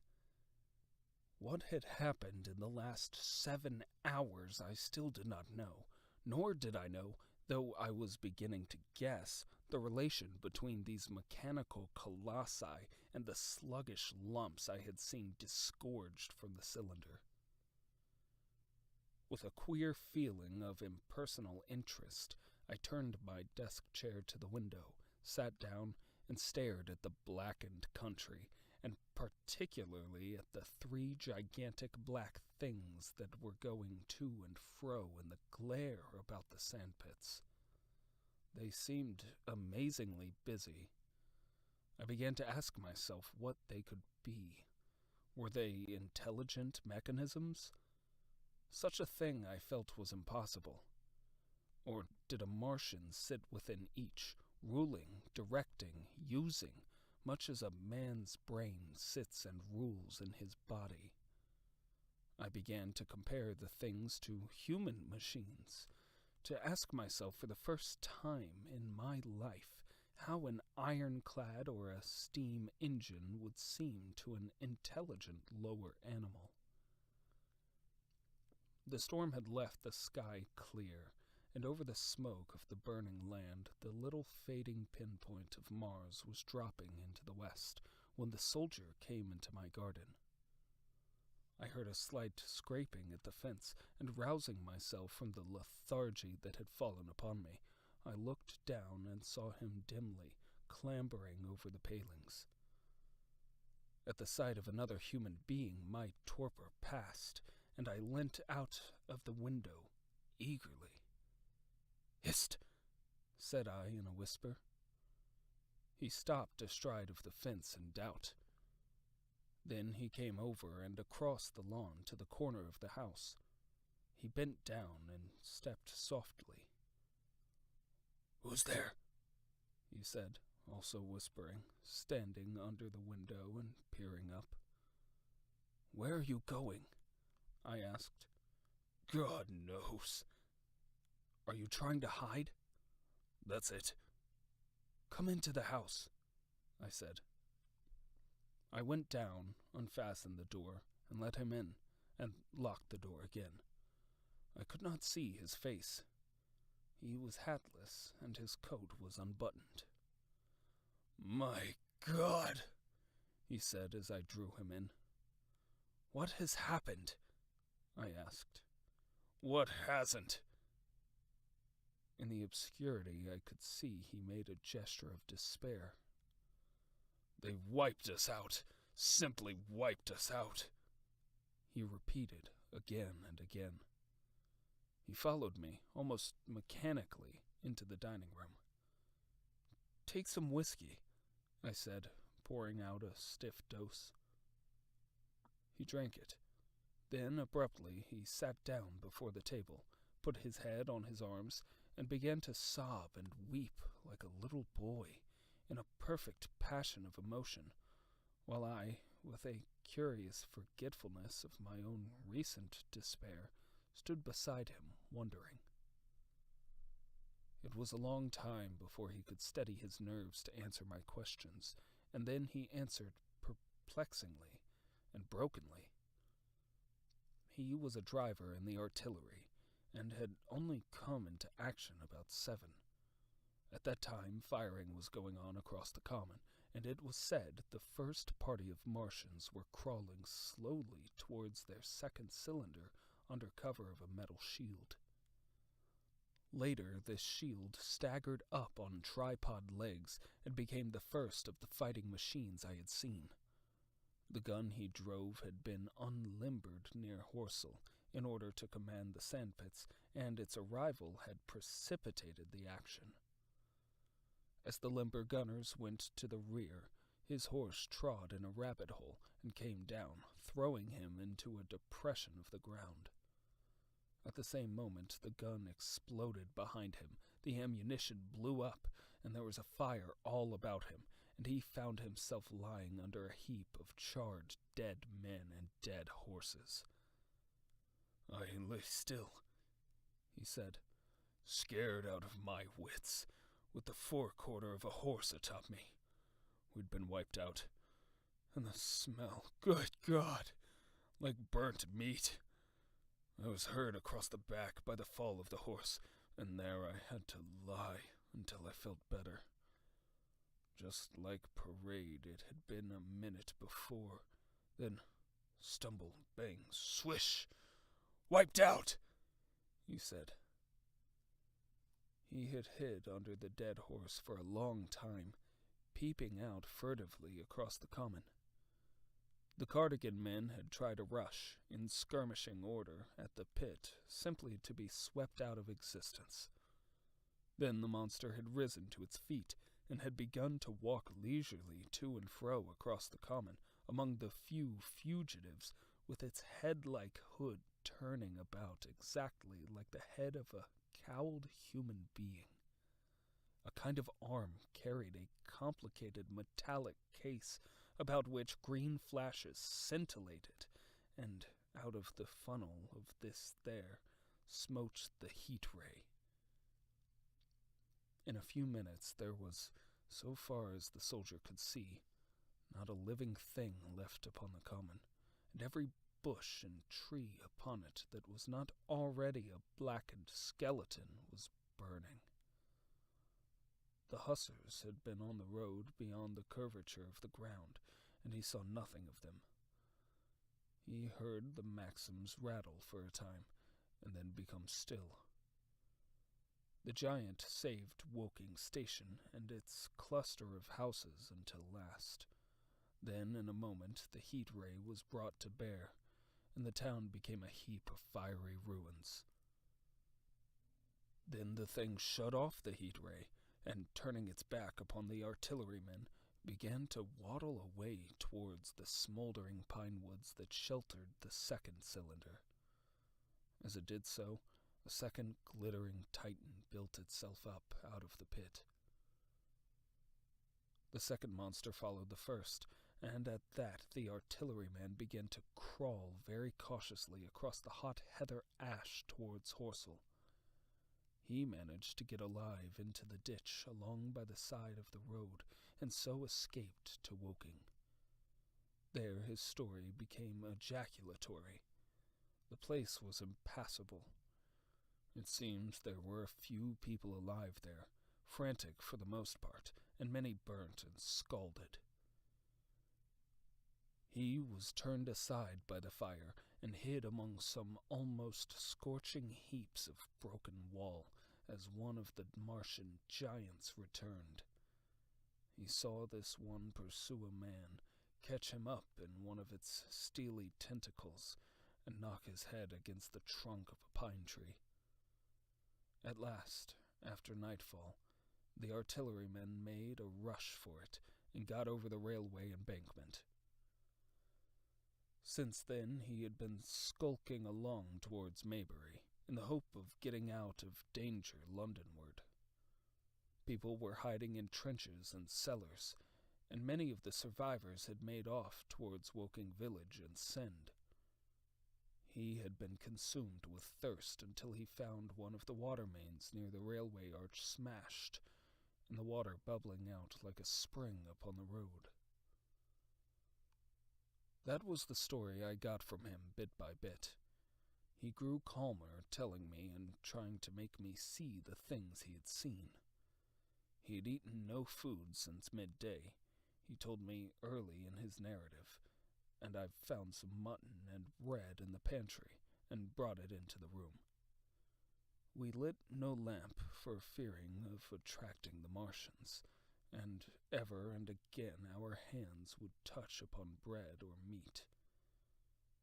As he talked, things about us came darkly out of the darkness, and the trampled bushes and broken rose trees outside the window grew distinct. It would seem that a number of men or animals had rushed across the lawn. I began to see his face, blackened and haggard, as no doubt mine was also. When we had finished eating, we went softly upstairs to my study, and I looked again out of the open window.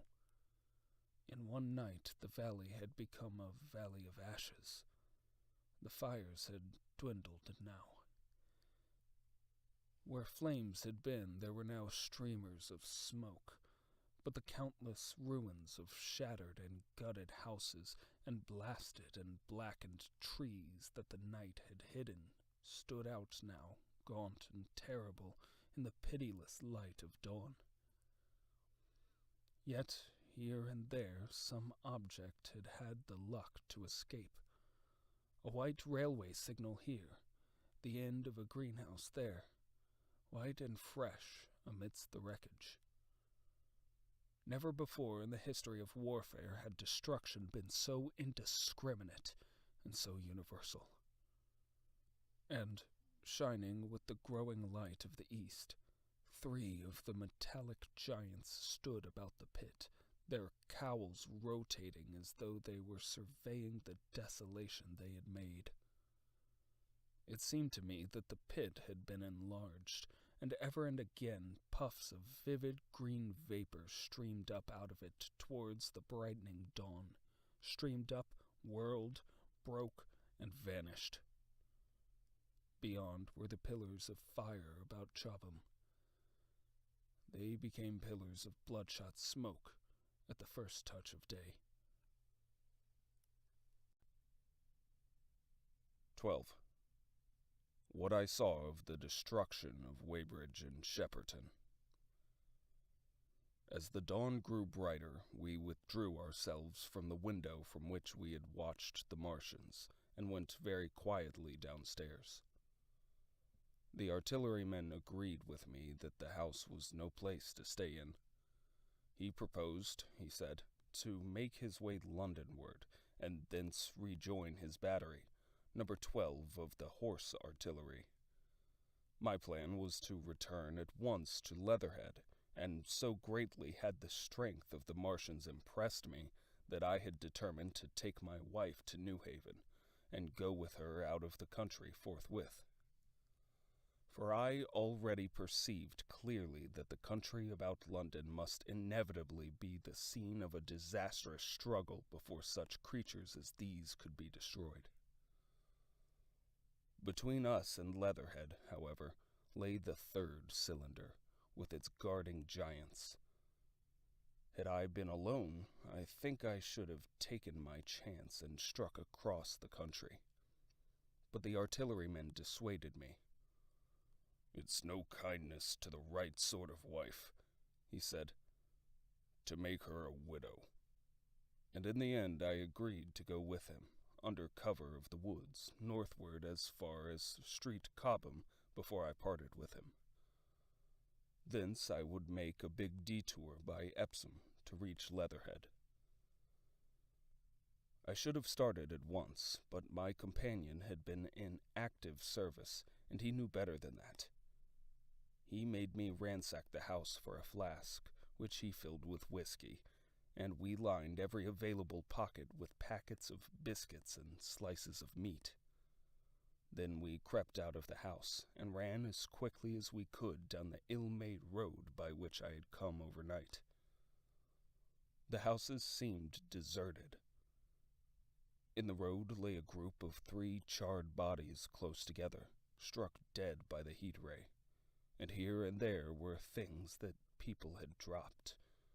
A clock, a slipper, a silver spoon, and the like poor valuables.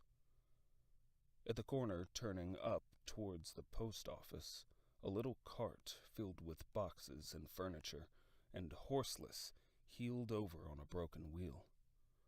A cash box had been hastily smashed open and thrown under the debris. Except the lodge at the orphanage, which was still on fire, none of the horses had suffered very greatly there. The heat ray had shaved the chimney tops and passed. Yet, save ourselves, there did not seem to be a living soul on Maybury Hill. The majority of the inhabitants had escaped, I suppose, by way of the old Woking Road, the road I had taken when I drove to Leatherhead, or they had hidden. We went down the lane by the body of the man in black, sodden now from the overnight hail, and broke into the woods at the foot of the hill. We pushed through these towards the railway without meeting a soul.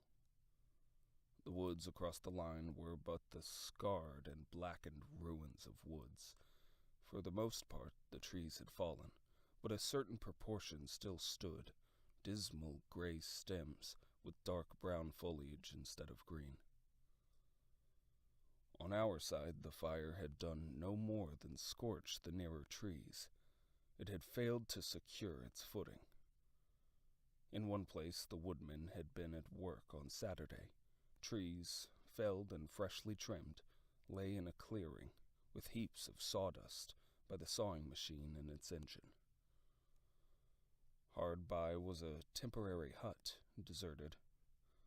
There was not a breath of wind this morning, and everything was strangely still. Even the birds were hushed, and as we hurried along, I and the artillerymen talked in whispers, and looked now and again over our shoulders. Once or twice we stopped to listen.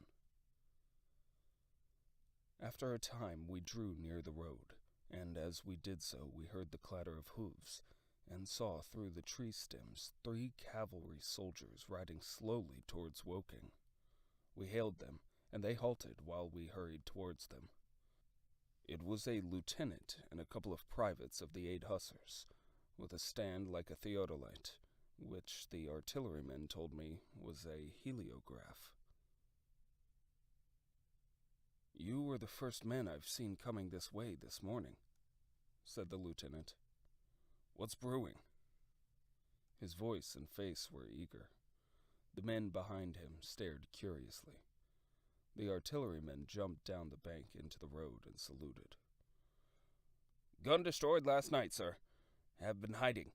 Trying to rejoin battery, sir. You'll come in sight of the Martians, I expect, about a half-mile along this road." "What the dickens are they like?" asked the lieutenant. "Giants in armor, sir. 100 feet high, 3 legs and a body like aluminium, with a mighty great head and a hood, sir." "Get out," said the lieutenant. "What confounded nonsense!" "You'll see, sir. They carry a kind of box, sir, that shoots fire and strikes you dead." "What do you mean, a gun?" "No, sir." And the artilleryman began a vivid account of the heat ray. Halfway through, the lieutenant interrupted him and looked up at me. I was still standing on the bank by the side of the road. "Did you see it?" said the lieutenant. "It's perfectly true," I said. "Well," said the lieutenant, "I suppose it's my business to see it too. Look here," to the artilleryman. "We're detailed here clearing people out of their houses. You better go along and report yourself to Brigadier General Marvin and tell him all you know. He's at Weybridge. Know the way?" "I do," I said, and he turned his horse southward again. "Half a mile, you say?" said he. "At most," I answered, and pointed over the treetops southward. He thanked me and rode on, and we saw them no more. Further along, we came upon a group of 3 women and 2 children in the road, busy clearing out a laborer's cottage. They'd got hold of a little hand truck and were piling it up with unclean-looking bundles and shabby furniture. They were all too assiduously engaged to talk to us as we passed. By Byfleet Station we emerged from the pine trees and found the country calm and peaceful under the morning sunlight. We were far beyond the range of the heat ray there, and had it not been for the silent desertion of some of the houses, the stirring movement of packing in others, and the knot of soldiers standing on the bridge over the railway and staring down the line towards Woking, the day would have seemed very like any other Sunday.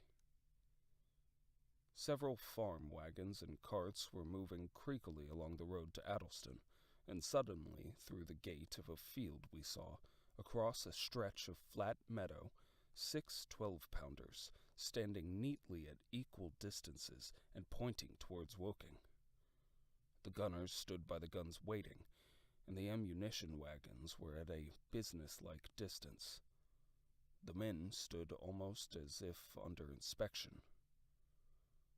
"That's good," said I. "They will get one fair shot, at any rate." The artilleryman hesitated at the gate. "I shall go on," he said. Further on towards Weybridge, just over the bridge, there were a number of men in white fatigue jackets throwing up a long rampart, and more guns behind. "It's bows and arrows against the lightning, anyhow," said the artilleryman.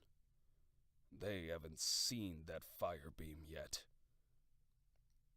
The officers who were not actively engaged stood and stared over the treetops southwestward, and the men digging would stop every now and again to stare in the same direction. Byfleet was in a tumult, people packing, and a score of hussars, some of them dismounted, some on horseback, were hunting them about. 3 or 4 black government wagons with crosses and white circles and an old omnibus, among other vehicles, were being loaded in the village street.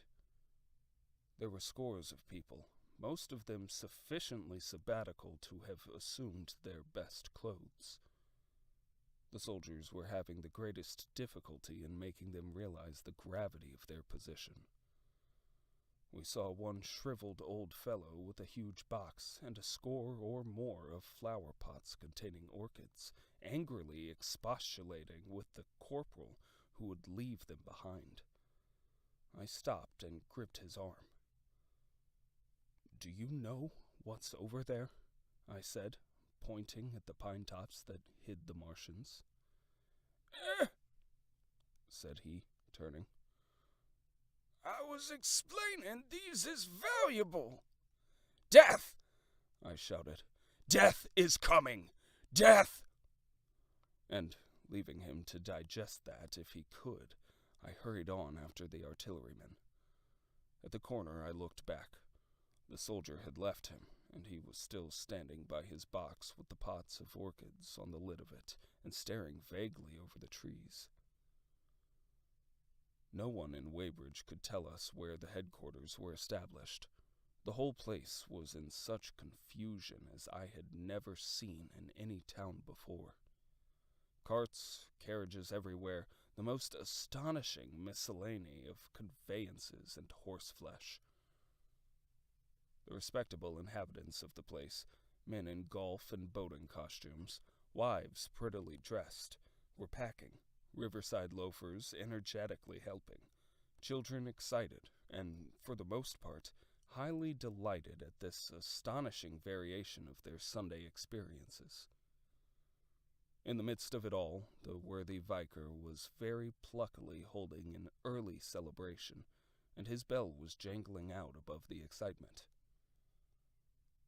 I and the artilleryman, seated on the step of the drinking fountain, made a very passable meal upon what we had brought with us.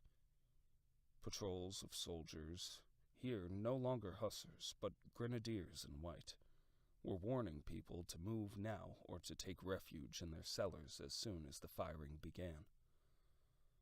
We saw as we crossed the railway bridge that a growing crowd of people had assembled in and about the railway station, and the swarming platform was piled with boxes and packages.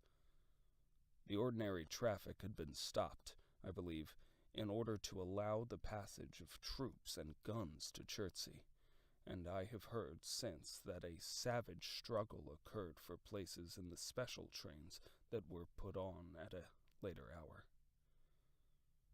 We remained at Weybridge until midday, and at that hour we found ourselves at the place near Shepperton Lock, where the Wey and Thames join. Part of the time we spent helping two old women to pack a little cart. The Wey has a treble mouth, and at this point boats are to be hired, and there was a ferry across the river. On the Shepperton side was an inn with a lawn, and beyond that tower of Shepperton Church, it has been replaced by a spire, rose above the trees. Here we found an excited and noisy crowd of fugitives. As yet the flight had not grown to a panic, but there were already far more people than all the boats going to and fro could enable to cross. People came panting along under heavy burdens. One husband and wife were even carrying a small outhouse door between them, with some of their household goods piled thereon. One man told us he meant to try to get away from Shepperton Station. There was a lot of shouting, and one man was even jesting. The idea people seemed to have here was that the Martians were simply formidable human beings who might attack and sack the town, to be certainly destroyed in the end. Every now and then people would glance nervously across the way at the meadows towards Chertsey, but everything over there was still. Across the Thames, except just where the boats landed, everything was quiet, in vivid contrast with the Surrey side. The people who landed there from the boats went tramping off down the lane. The big ferry boat had just made a journey. 3 or 4 soldiers stood on the lawn of the inn, staring and jesting at the fugitives, without offering to help. The inn was closed, as it was now within prohibited hours. "What's that?" cried a boatman, and "Shut up, you fool!" said a man near me to a yelping dog. Then the sound came again, this time from the direction of Chertsey. A muffled thud, the sound of a gun. The fighting was beginning. Almost immediately, unseen batteries across the river to our right, unseen because of the trees, took up the chorus, firing heavily one after the other. A woman screamed. Everyone stood arrested by the sudden stir of battle. Near us, and yet invisible to us. Nothing was to be seen save flat meadows, cows feeding unconcernedly for the most part, in silvery pollard willows, motionless in the warm sunlight. "The soldiers will stop 'em," said a woman beside me, doubtfully. A haziness rose over the treetops. Then suddenly we saw a rush of smoke far, far away up the river. A puff of smoke that jerked up into the air and hung, and forthwith the ground heaved underfoot, and a heavy explosion shook the air, smashing 2 or 3 windows in the houses near, and leaving us astonished. "Here they are!" shouted a man in a blue jersey. "Yonder! Do you see them? Yonder!" Quickly, one after the other, 1, 2, 3, 4 of the armored Martians appeared, far away over the little trees, across the flat meadows that stretched towards Chertsey, and striding hurriedly towards the river. Little cowled figures they seemed at first, going with a rolling motion and as fast as flying birds. Then, advancing obliquely towards us, came a 5th. Their armored bodies glittered in the sun as they swept swiftly forward upon the guns, growing rapidly larger as they drew nearer. One on the extreme left, the remotest, that is, flourished a huge case high in the air, and the ghostly, terrible heat ray I had already seen on Friday night smote towards Chertsey and struck the town. At sight of these strange, swift, and terrible creatures, the crowd along by the water's edge seemed to me to be for a moment horror-struck. There was no screaming or shouting, but a silence. Then a hoarse murmur and a movement of feet, a splashing from the water. A man, too frightened to drop the portmanteau he carried on his shoulder, swung round and sent me staggering with a blow from the corner of his burden. A woman thrust at me with her hand and rushed past me. I turned, too, with the rush of the people, but I was not too terrified for thought. The terrible heat ray was in mind. To get under water, that was it. "Get under water!" I shouted, unheeded. I faced about again and rushed towards the approaching Martian, rushed right down the gravelly beach and headlong into the water. Others did the same. A boatload of people putting back came leaping out as I rushed past. The stones under my feet were muddy and slippery, and the river was so low that I ran perhaps 20 feet, scarcely waist deep. Then, as the Martian towered overhead, scarcely a couple of 100 yards away, I flung myself forward under the surface. The splashes of the people in the boats leaping into the river sounded like thunderclaps in my ears. People were landing hastily on both sides of the river.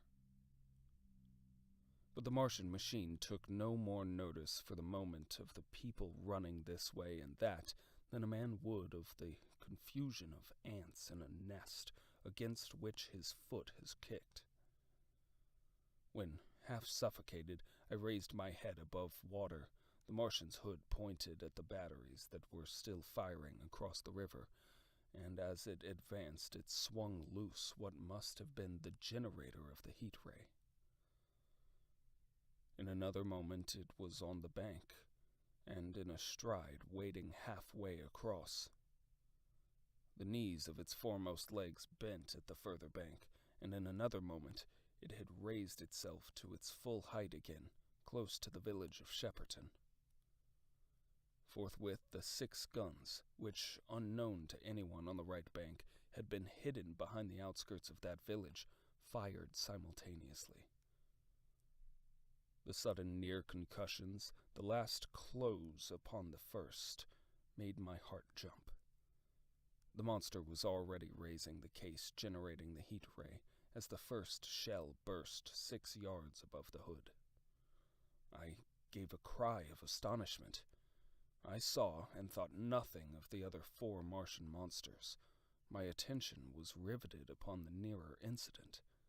Simultaneously, 2 other shells burst in the air near the body as the hood twisted round in time to receive, but not in time to dodge, the 4th shell. The shell burst clean in the face of the thing. The hood bulged, flashed, was whirled off in a dozen tattered fragments of red flesh and glittering metal. "Hit!"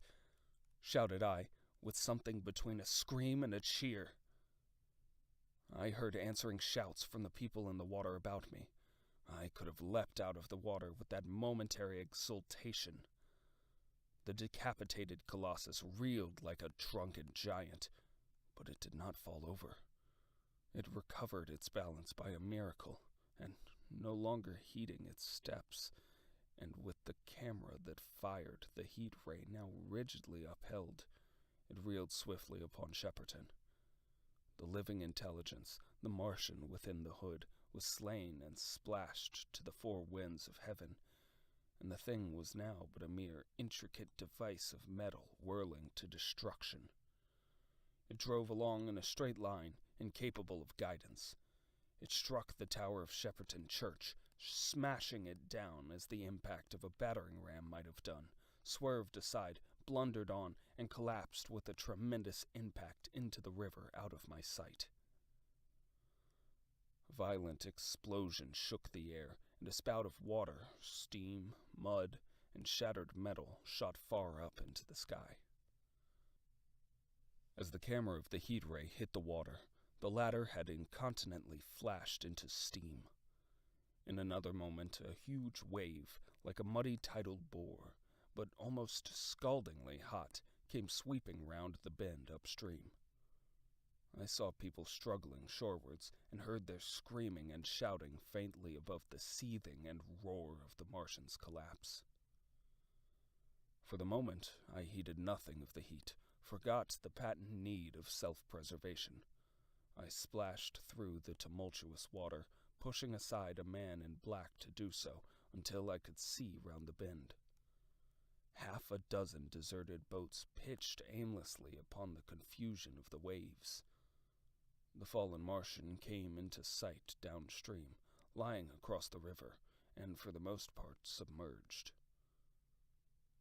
Thick clouds of steam were pouring off the wreckage, and through the tumultuously whirling wisps I could see, intermittently and vaguely, the gigantic limbs churning the water and flinging a splash and spray of mud and froth into the air.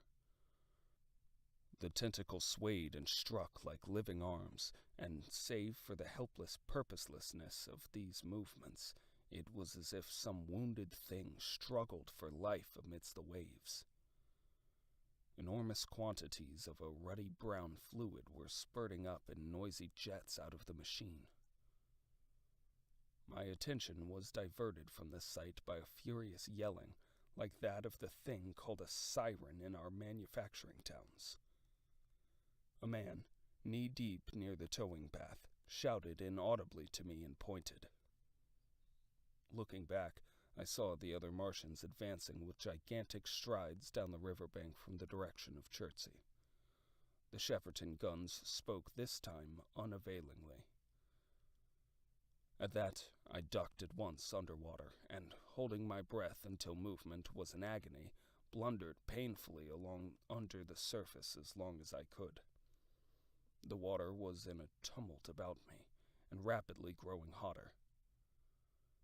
When for a moment I raised my head to take breath, and throw the hair and water from my eyes, the steam was rising in a whirling white fog that at first hid the Martians altogether. The noise was deafening. Then I saw them, dimly, colossal figures of gray, magnified by the mist. They had passed by me, and two were stooping over the frothing, tumultuous ruins of their comrade. The third and fourth stood beside him in the water, one perhaps 200 yards from me, the other towards Laleham. The generators of the heat rays waved high, and the hissing beams smote down this way and that. The air was full of sound, a deafening and confusing conflict of noises, the clangorous din of the Martians, the crash of the falling houses, the thud of trees, fences, sheds, flashing into flame, and the crackling and roaring of fire. Dense black smoke was leaping up to mingle with the steam from the river, and as the heat ray went to and fro over Weybridge, its impact was marked by flashes of incandescent white that gave place at once to a smoky dance of lurid flames. The nearer houses still stood intact, awaiting their fate, shadowy, faint, and pallid in the stream, with the fire behind them going to and fro. For a moment, perhaps, I stood there, breast high in the almost boiling water, dumbfounded at my position, hopeless of escape. Through the reek I could see the people who had been with me in the river scrambling out of the water through the reeds, like little frogs hurrying through grass from the advance of a man, or running to and fro in utter dismay on the towing path. Then suddenly the white flashes of the heat ray came leaping towards me. The houses caved in as they dissolved at its touch and darted out flames. The trees changed to fire with a roar. It flickered up and down the towing path, licking off the people who ran this way and that, and came down to the water's edge not 50 yards from where I stood. It swept across the river to Shepperton, and the water in its track rose in a boiling wheel crested with steam. I turned shoreward. In another moment, the huge wave, well nigh at the boiling point, had rushed upon me. I screamed aloud, and scalded, half-blinded, agonized, I staggered through the leaping, hissing water towards the shore. Had my foot stumbled, it would have been the end. I fell helplessly, in full sight of the Martians, upon the broad, bare, gravelly spit that runs down to mark the angle of the way in Thames. I expected nothing but death. I have a dim memory of the foot of a Martian coming down within a score of yards of my head, driving straight into the loose gravel, whirling it this way and that, and lifting again. Of a long suspense, and then of the four carrying the debris of their comrade between them, now clear, and then presently faint, through a veil of smoke, receding interminably, as it seemed to me, across the vast space of river and meadow. And then, very slowly, I realized that by a miracle, I had escaped. 13. How I Fell In with the Curate. After getting this sudden lesson in the power of terrestrial weapons, the Martians retreated to their original position upon Horsell Common, and in their haste, and encumbered with the debris of their smashed companion, they no doubt overlooked many such a stray and negligible victim as myself. Had they left their comrade and pushed on forthwith, there was nothing at that time between them and London but batteries of 12-pounder guns, and they would certainly have reached the capital in advance of the tidings of their approach. As sudden, dreadful, and destructive their advent would have been as the earthquake that destroyed Lisbon a century ago. But they were in no hurry. Cylinder followed cylinder on its interplanetary flight. Every 24 hours brought them reinforcement, and meanwhile the military and naval authorities, now fully alive to the tremendous power of their antagonists, worked with furious energy. Every minute a fresh gun came into position until, before twilight, every copse, every row of suburban villas on the hilly slopes about Kingston and Richmond masked an expectant black muzzle. And through the charred and desolate area, perhaps 20 square miles altogether, that encircled the Martian encampment on Horsell Common, through charred and ruined villages among the green trees, through the blackened and smoking arcades that had been but a day ago pine spinneys, crawled the devoted scouts with the heliographs that were presently to warn the gunners of the Martian approach. But the Martians now understood our command of artillery and the danger of human proximity, and not a man ventured within a mile of either cylinder, save at the price of his life. It would seem that these giants spent the earlier part of the afternoon in going to and fro, transferring everything from the second and third cylinders, the second in Addlestone golf links, and the third at Pireford, to their original pit on Horsell Common. Over that, above the blackened heather and ruined buildings that stretched far and wide, stood one as sentinel, while the rest abandoned their vast fighting machines and descended into the pit. They were hard at work there far into the night, and the towering pillar of dense green smoke that rose therefrom could be seen from the hills about Marrow, and even, it is said, from Banstead and Epsom Downs.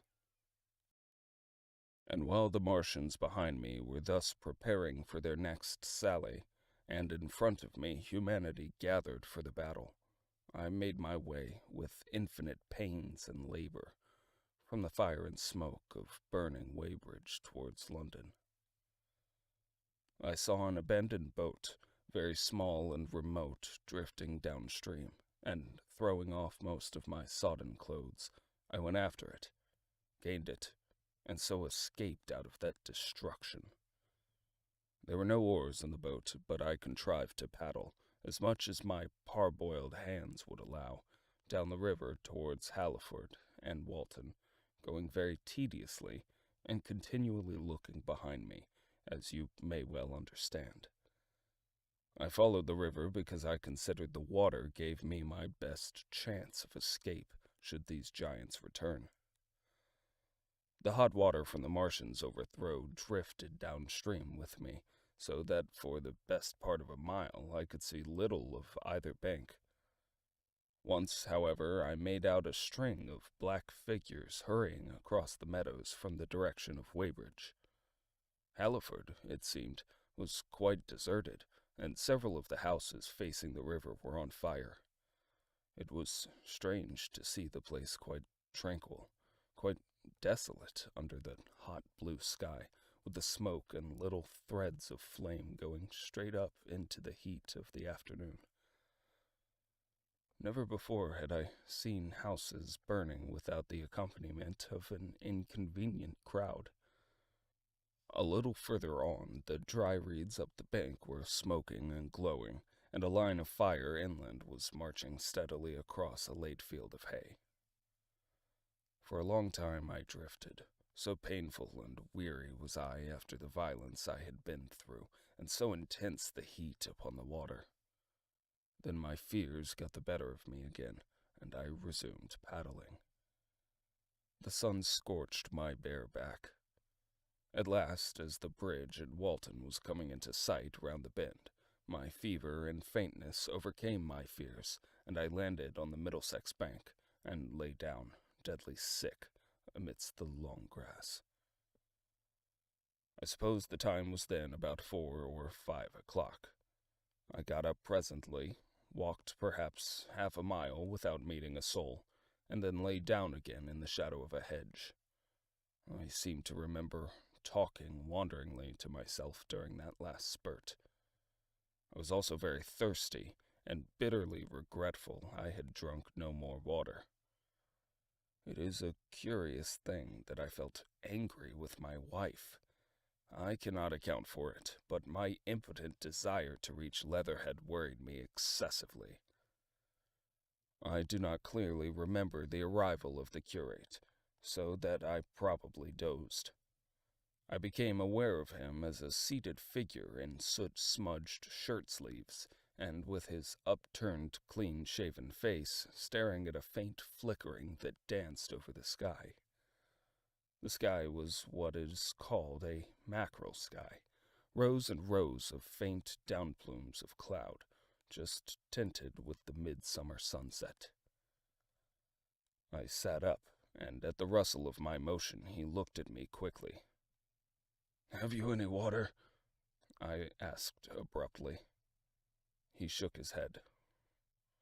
"You should have been asking for water for the last hour," he said. For a moment we were silent, taking stock of one another. I dare say he found me a strange enough figure, naked save for my water-soaked trousers and socks, scalded, and my face and shoulders blackened from the smoke. His face was a fair weakness, his chin retreated, and his hair lay in crisp, almost flaxen curls on his low forehead. His eyes were rather large, pale blue, and blankly staring. He spoke abruptly, looking vacantly away from me. "What does it mean?" he said. "What do these things mean?" I stared at him and made no answer. He extended a thin white hand and spoke in almost a complaining tone. "Why are these things permitted? What sins have we done? The morning service was over. I was walking through the roads to clear my brain for the afternoon, and then fire, earthquake, death! As if it were Sodom and Gomorrah. All our work undone, all the work. What are these Martians?" "What are we?"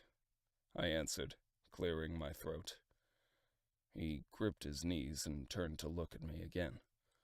For half a minute, perhaps, he stared silently.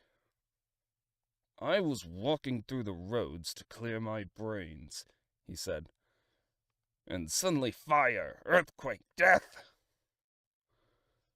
He relapsed into silence, with his chin now sunken almost to his knees. Presently he began waving his hand. All the work, all the Sunday schools. What have we done? What has Weybridge done? Everything gone, everything destroyed.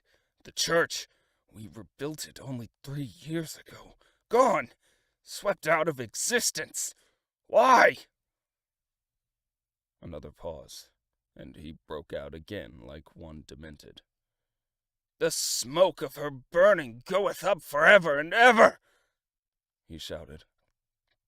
His eyes flamed, and he pointed a lean finger in the direction of Weybridge. By this time I was beginning to take his measure. The tremendous tragedy in which he had been involved, it was evident he was a fugitive from Weybridge, had driven him to the very verge of his reason. "Are we far from Sunbury?" I said in a matter-of-fact tone. What are we to do? He asked. Are these creatures everywhere? Has the earth been given over to them? Are we far from Sunbury? Only this morning I officiated an early celebration. Things have changed, I said quietly. You must keep your head. There's still hope. Hope? Yes, plentiful hope. For all this destruction. I began to explain my view of our position. He listened at first, but as I went on, the interest in his eyes changed to their former stare, and his regard wandered from me. This must be the beginning of the end, he said, interrupting me. The end! The great and terrible day of the Lord! When men shall call upon the mountains and the rocks to fall upon them and hide them from the face of him that sitteth upon the throne. I began to understand the position. I ceased my labored reasoning, struggled to my feet, and, standing over him, laid my hand on his shoulder. "Be a man," said I. "You are scared out of your wits. What good is religion if it collapses at calamity? Think of what earthquakes and floods, wars and volcanoes have done before to men. Do you think God had exempted Weybridge? He is not an insurance agent, man." For a time he sat in blank silence. "But how can we escape?" he asked suddenly. "They are invulnerable. They are pitiless." "Neither the one nor, perhaps, the other," I answered. "And the mightier they are, the more sane and wary should we be. One of them was killed yonder not 3 hours ago." "Killed?" he said, staring about him. "How can God's ministers be killed?" "I saw it happen," I proceeded to tell him. "We have chanced to come in for the thick of it," said I, "and that is all." "What is that flicker in the sky?" he asked abruptly. I told him it was the heliograph signaling, that it was the sign of human help and effort in the sky. "We are in the midst of it," I said. "Quiet as it is, that flicker in the sky tells of the gathering storm. Yonder, I take it, are the Martians, and Londonward, where those hills rise about Richmond and Kingston, and the trees give cover, earthworks are being thrown up and guns are being laid. Presently the Martians will be coming this way again." And even as I spoke, he sprang to his feet and stopped me by a gesture. "Listen," he said. From beyond the low hills across the water came the dull resonance of distant guns and a remote, weird crying. Then everything was still. A cockchafer came droning over the hedge past us. High in the west, the crescent moon hung faint and pale above the smoke of Weybridge and Shepperton and the hot, still splendor of the sunset. "We had better follow this path," I said. "Northward."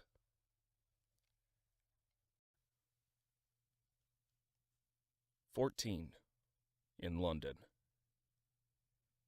My younger brother was in London when the Martians fell at Woking. He was a medical student working for an imminent examination, and he heard nothing of the arrival until Saturday morning. The morning papers on Saturday contained, in addition to lengthy special articles on the planet Mars, on life in the planets, and so forth, a brief and vaguely worded telegram, all the more striking for its brevity. The Martians, alarmed by the approach of a crowd, had killed a number of people with a quick-firing gun, so the story ran. The telegram concluded with the words, "Formidable as they seem to be, the Martians have not moved from the pit into which they have fallen, and, indeed, seem incapable of doing so. Probably this is due to the relative strength of the Earth's gravitational energy." On that last text, the leader writers expanded very comfortingly. Of course, all the students in the Crammer's biology class, to which my brother went that day, were intensely interested, but there were no signs of any unusual excitement in the streets. The afternoon papers puffed scraps of news under big headlines. They had nothing to tell beyond the movements of troops about the comet, and the burning of the pine woods between Woking and Weybridge until 8.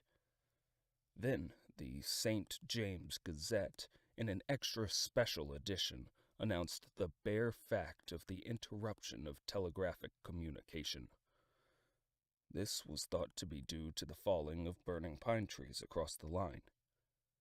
Nothing more of the fighting was known that night, the night of my drive to Leatherhead and back. My brother felt no anxiety about us, as he knew from the description in the papers that the cylinder was a good 2 miles from my house. He made up his mind to run down that night to me, in order, as he says, to see the things before they were killed. He dispatched a telegram, which never reached me, about 4 o'clock, and spent the evening at a music hall. In London, also, on Saturday night there was a thunderstorm, and my brother reached Waterloo in a cab. On the platform from which the midnight train usually starts, he learnt, after some waiting, that an accident prevented trains from reaching Woking that night. The nature of the accident he could not ascertain. Indeed, the railway authorities did not clearly know at that time. There was very little excitement in the station, as the officials, failing to realize that anything further than a breakdown between Byfleet and Woking Junction had occurred, were running the theater trains, which usually pass through Woking, round by Virginia Water or Guildford. They were busy making the necessary arrangements to alter the route of the Southampton and Portsmouth Sunday League excursions. A nocturnal newspaper reporter, mistaking my brother for the traffic manager, whom he does to a slight extent resemble, waylaid and tried to interview him. Few people, excepting the railway officials, connected the breakdown with the Martians. I have read, in another account of these events, that on Sunday morning all London was electrified by the news from Woking. As a matter of fact, there was nothing to justify that very extravagant phrase. Plenty of people in London did not hear of the Martians until the panic of Monday morning. Those who did took some time to realize all that the hastily worded telegrams in the Sunday papers conveyed. The majority of people in London do not read Sunday papers. The habit of personal security, moreover, is so deeply fixed in the Londoner's mind, and startling intelligence so much a matter of course in the papers, that they could read without any personal tremors. About 7 o'clock last night the Martians came out of the cylinder, and, moving about under an armor of metallic shields, have completely wrecked Woking Station, with the adjacent houses and massacred an entire battalion of the Cardigan Regiment. No details are known. Maxims have been absolutely useless against their armor. The field guns have been disabled by them. Flying hussars have been galloping into Chertsey. The Martians appear to be moving slowly towards Chertsey or Windsor. Great anxiety prevails in West Surrey, and earthworks are being thrown up to check the advance Londonwards. That was how the Sunday Sun put it, and a clever and remarkably prompt handbook article in the Referee compared the affair to a menagerie suddenly let loose in a village. No one in London knew positively of the nature of the armored Martians, and there was still a fixed idea that these monsters must be sluggish, crawling, creeping painfully. Such expressions occurred in almost all the earlier reports. None of the telegrams could have been written by an eyewitness of their advance. The Sunday papers printed separate editions as further news came to hand, some even in default of it. But there was practically nothing more to tell people until late in the afternoon, when the authorities gave the press agencies the news in their possession. It was stated that the people of Walton and Weybridge, and all that district, were pouring along the roads Londonward, and that was all. My brother went to church at the Foundling Hospital in the morning, still in ignorance of what had happened on the previous night. There he heard allusions made to the invasion, and a special prayer for peace. Coming out, he bought a Referee. He became alarmed at the news in this, and went again to Waterloo Station to find out if communication were restored. The omnibuses, carriages, cyclists, and innumerable people walking in their best clothes seemed scarcely affected by the strange intelligence that the news vendors were disseminating. People were interested, or, if alarmed only on the account of the local residents. At the station he heard for the first time that the Windsor and Chertsey lines were now interrupted. The porters told him that several remarkable telegrams had been received in the morning from Byfleet and Chertsey stations, but that these had abruptly ceased. My brother could get very little precise detail out of them. "There's fighting going on about Weybridge," was the extent of their information. The train service was now very much disorganized. Quite a number of people, who had been expecting friends from places on the southwestern network, were standing about the station. One gray-headed old gentleman came and abused the Southwestern Company bitterly to my brother. "It wants showing up," he said. One or two trains came in from Richmond, Putney, and Kingston, containing people who had gone out for a day's boating and found the locks closed and a feeling of panic in the air. A man in a blue and white blazer addressed my brother, full of strange tidings. "There's hosts of people driving into Kingston in traps and carts and things, with boxes of valuables and all that," he said. "They come from Molesey and Weybridge and Walton, and they say there's been guns heard at Chertsey, heavy firing, and that mounted soldiers have told them to get off at once because the Martians are coming. We heard the guns firing at Hampton Court Station, but we thought it was thunder. What the dickens does it all mean? The Martians can't get out of their pit, can they?" My brother could not tell him. Afterwards, he found that the vague feeling of alarm had spread to the clients of the Underground Railway, and that the Sunday excursionists began to return from all the southwestern lungs, Barnes, Wimbledon, Richmond Park, Kew, and so forth, at unnaturally early hours, but not a soul had anything but vague hearsay to tell of. Everyone connected with the terminus seemed ill-tempered. About 5 o'clock, the gathering crowd in the station was immensely excited by the opening of the line of communication, which is almost invariably closed between the southeastern and the southwestern stations, and the passage of carriage trucks bearing huge guns and carriages crammed with soldiers. These were the guns that were brought up from Woolwich and Chatham to cover Kingston. There was an exchange of pleasantries. "You'll get eaten! We're the beast tamers!" and so forth. A little while after that, a squad of police came into the station and began to clear the public off the platforms, and my brother went out into the street again. The church bells were ringing for evensong, and a squad of Salvation Army lasses came singing down Waterloo Road. On the bridge, a number of loafers were watching a curious brown scum that came drifting down the stream in patches. The sun was just setting, and the clock tower and the Houses of Parliament rose against one of the most peaceful skies it is possible to imagine, a sky of gold, barred with long transverse stripes of reddish-purple cloud. There was talk of a floating body. One of the men there, a reservist he said he was, told my brother he had seen the heliograph flickering in the west. In Wellington Street, my brother met a couple of sturdy roughs who had just rushed out of the Fleet Street with still wet newspapers and staring placards. "Dreadful catastrophe!" they bawled one to the other down Wellington Street. "Fighting at Weybridge! Full description! Repulse of the Martians! London said to be in danger!" He had to give 3 pence for a copy of that paper.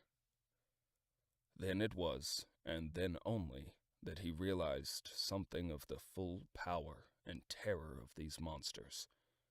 He learnt that they were not merely a handful of small, sluggish creatures, but that they were mind-swaying, vast mechanical bodies, and that they could move swiftly and smite with such power that even the mightiest guns could not stand against them. They were described as vast, spider-like machines, nearly 100 feet high, capable of the speed of an express train, and able to shoot out a beam of intense heat. Masked batteries, chiefly of field guns, had been planted in the country about Horsell Common, and especially between the Woking district and London. 5 of the machines had been seen moving towards the Thames, and one, by a freak of chance, had been destroyed. In the other cases, the shells had missed, and the batteries had been at once annihilated by the heat rays. Heavy losses of soldiers were mentioned, but the tone of the dispatch was optimistic. The Martians had been repulsed. They were not invulnerable.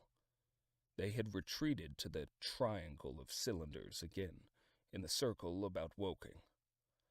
Signalers with heliographs were pushing forward upon them from all sides. Guns were in rapid transit from Windsor, Portsmouth, Aldershot, Woolwich, even from the north, among others, long-wire guns of 95 tons from Woolwich. Altogether, 116 were in position, or being hastily laid, chiefly covering London. Never before in England had there been such a vast or rapid concentration of military material.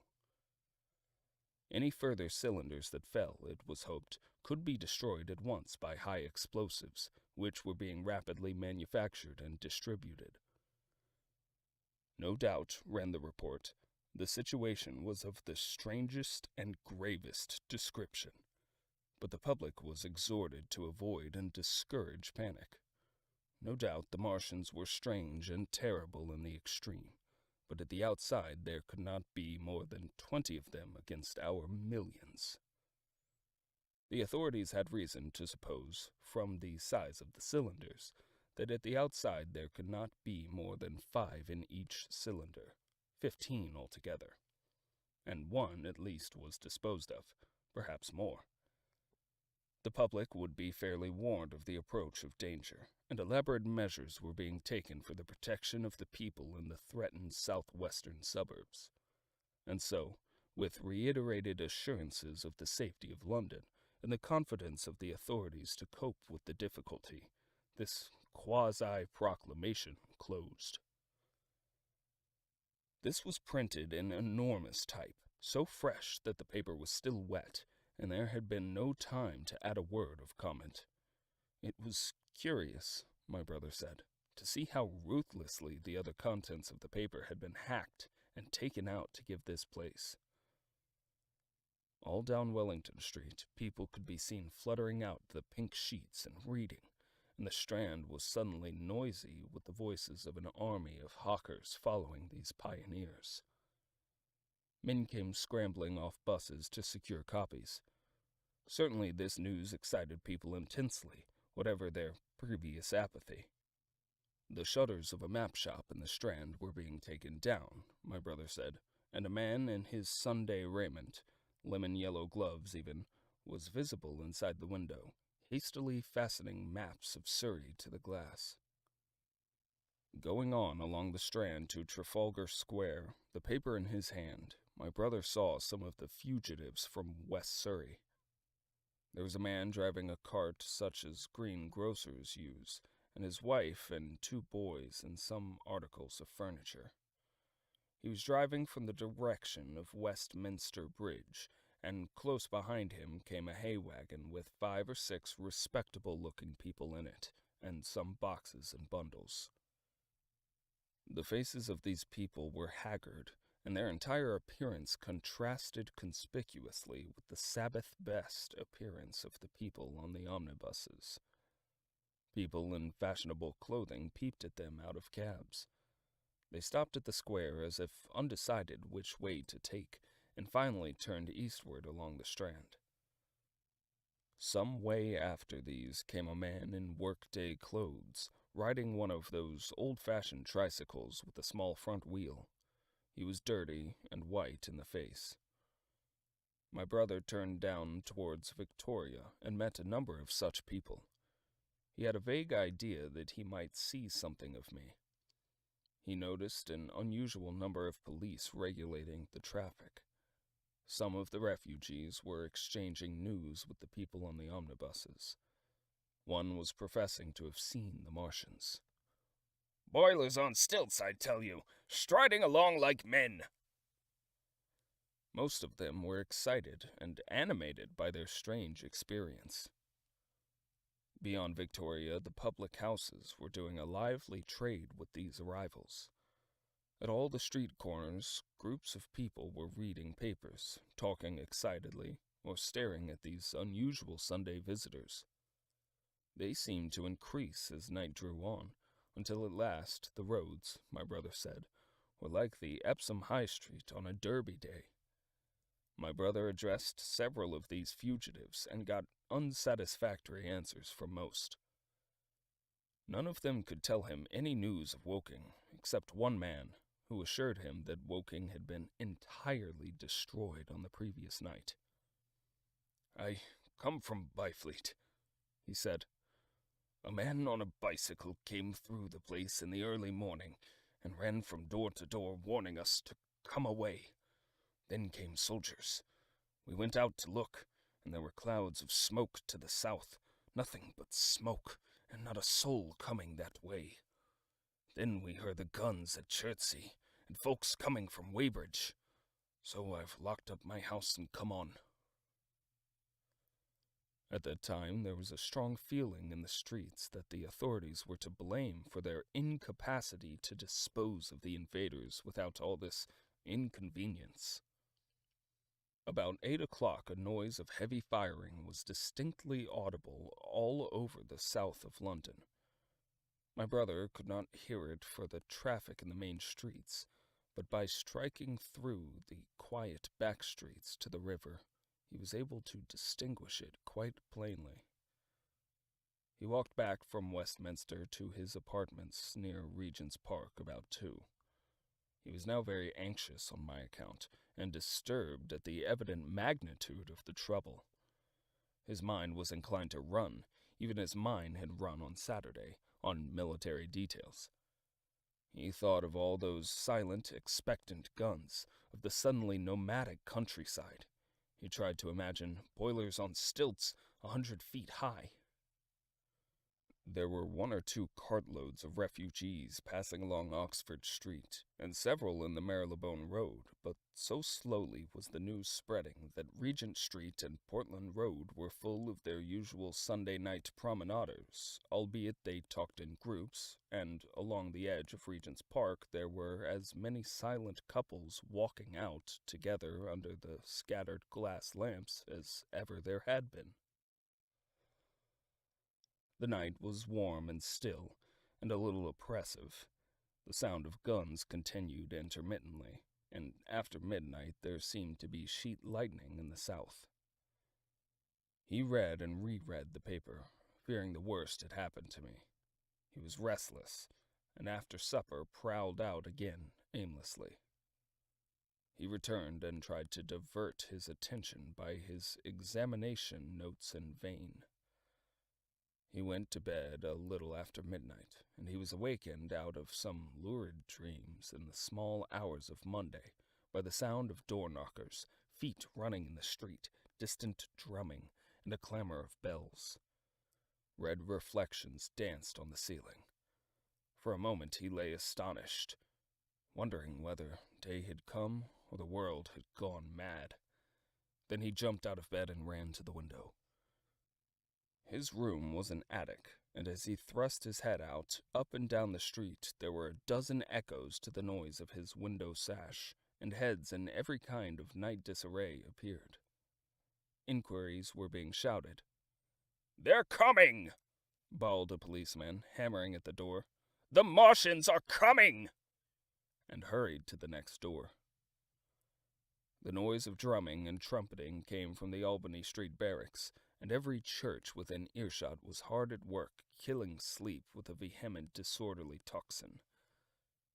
There was a noise of doors opening, and window after window in the houses opposite flashed from darkness into yellow illumination. Up the street came galloping a closed carriage, bursting abruptly into noise at the corner, rising to a clattering climax under the window, and dying away slowly in the distance. Close on the rear of this came a couple of cabs, the forerunners of a long procession of flying vehicles, going for the most part to Chalk Farm Station, where the Northwestern special trains were loading up, instead of coming down the gradient into Euston. For a long time my brother stared out of the window in blank astonishment, watching the policemen hammering at door after door, and delivering their incomprehensible message. Then the door behind him opened, and the man who lodged across the landing came in, dressed only in shirt, trousers, and slippers, his braces loose about his waist, his hair disordered from his pillow. "What the devil is it?" he asked. "A fire? What a devil of a row!" They both craned their heads out of the window, straining to hear what the policemen were shouting. People were coming out of the side streets, and standing in groups at the corners talking. "What the devil is it all about?" said my brother's fellow lodger.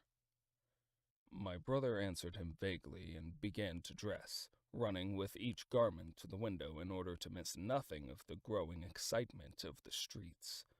And presently men selling unnaturally early newspapers came bawling into the street. "London in danger of suffocation!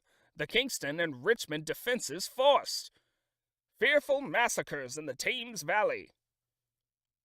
And all about him, in the rooms below, in the houses on either side, and across the road, and behind in the park terraces, and in the 100 other streets of that part of Marylebone, and the Westbourne Park district, and St. Pancras, and westward, and northward, and Kilburn, and St. John's Wood, and Hampstead, and eastward, and Shoreditch, and Highbury, and Haggerston, and Hoxton, and indeed, through all the vastness of London, from Ealing to East Ham, people were rubbing their eyes, and opening windows to stare out and ask aimless questions, and dressing hastily as the first breath of the coming storm of fear blew through the streets. It was the dawn of the great panic. London, which had gone to bed on Sunday night, stupid and inert, was awakened in the small hours of Monday morning to a vivid sense of danger. Unable from his window to learn what was happening, my brother went down and out into the street, just as the sky between the parapets of the houses grew pink with the early dawn. The flying people on foot and in vehicles grew more numerous every moment. "Black smoke!" he heard people crying, and again, "Black smoke!" The contagion of such a unanimous fear was inevitable. As my brother hesitated on the doorstep, he saw another news vendor approaching him, and got a copy forthwith. The man was running away with the rest, and selling his papers as he ran for a shilling each, a grotesque mingling of profit and panic. And from this paper my brother read that catastrophic dispatch of the Commander-in-Chief. The Martians are able to discharge enormous clouds of a black and poisonous vapor by means of rockets.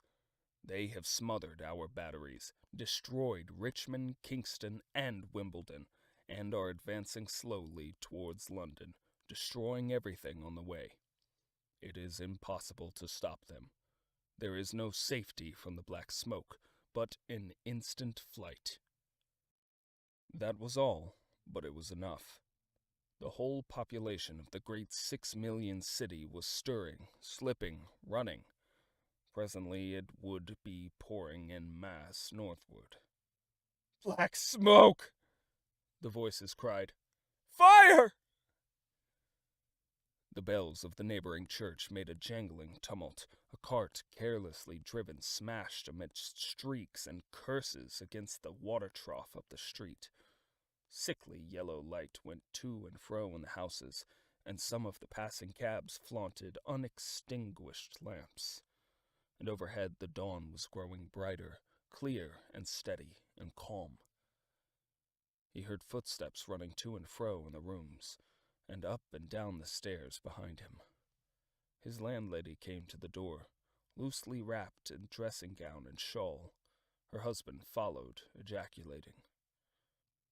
As my brother began to realize the import of all these things, he turned hastily to his own room, put all his available money, some £10 altogether, into his pockets, and went out again into the streets.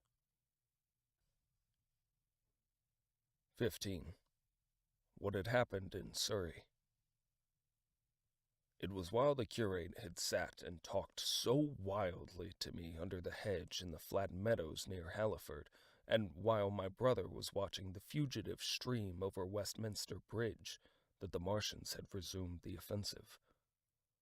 So far as one can ascertain from the conflicting accounts that have been put forth, the majority of them remained busied with preparations in the Horsell pit until 9 that night, hurrying on some operation that disengaged huge volumes of green smoke. But 3 certainly came out about 8 o'clock, and, advancing slowly and cautiously, made their way through Byfleet and Pireford towards Ripley and Weybridge, and so came in sight of the expectant batteries against the setting sun. These Martians did not advance in a body, but in a line, each perhaps 1.5 miles from his nearest fellow.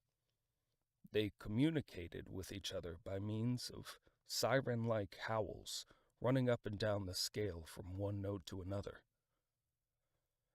It was this howling and the firing of the guns at Ripley and St. George's Hill that we had heard at Upper Halliford.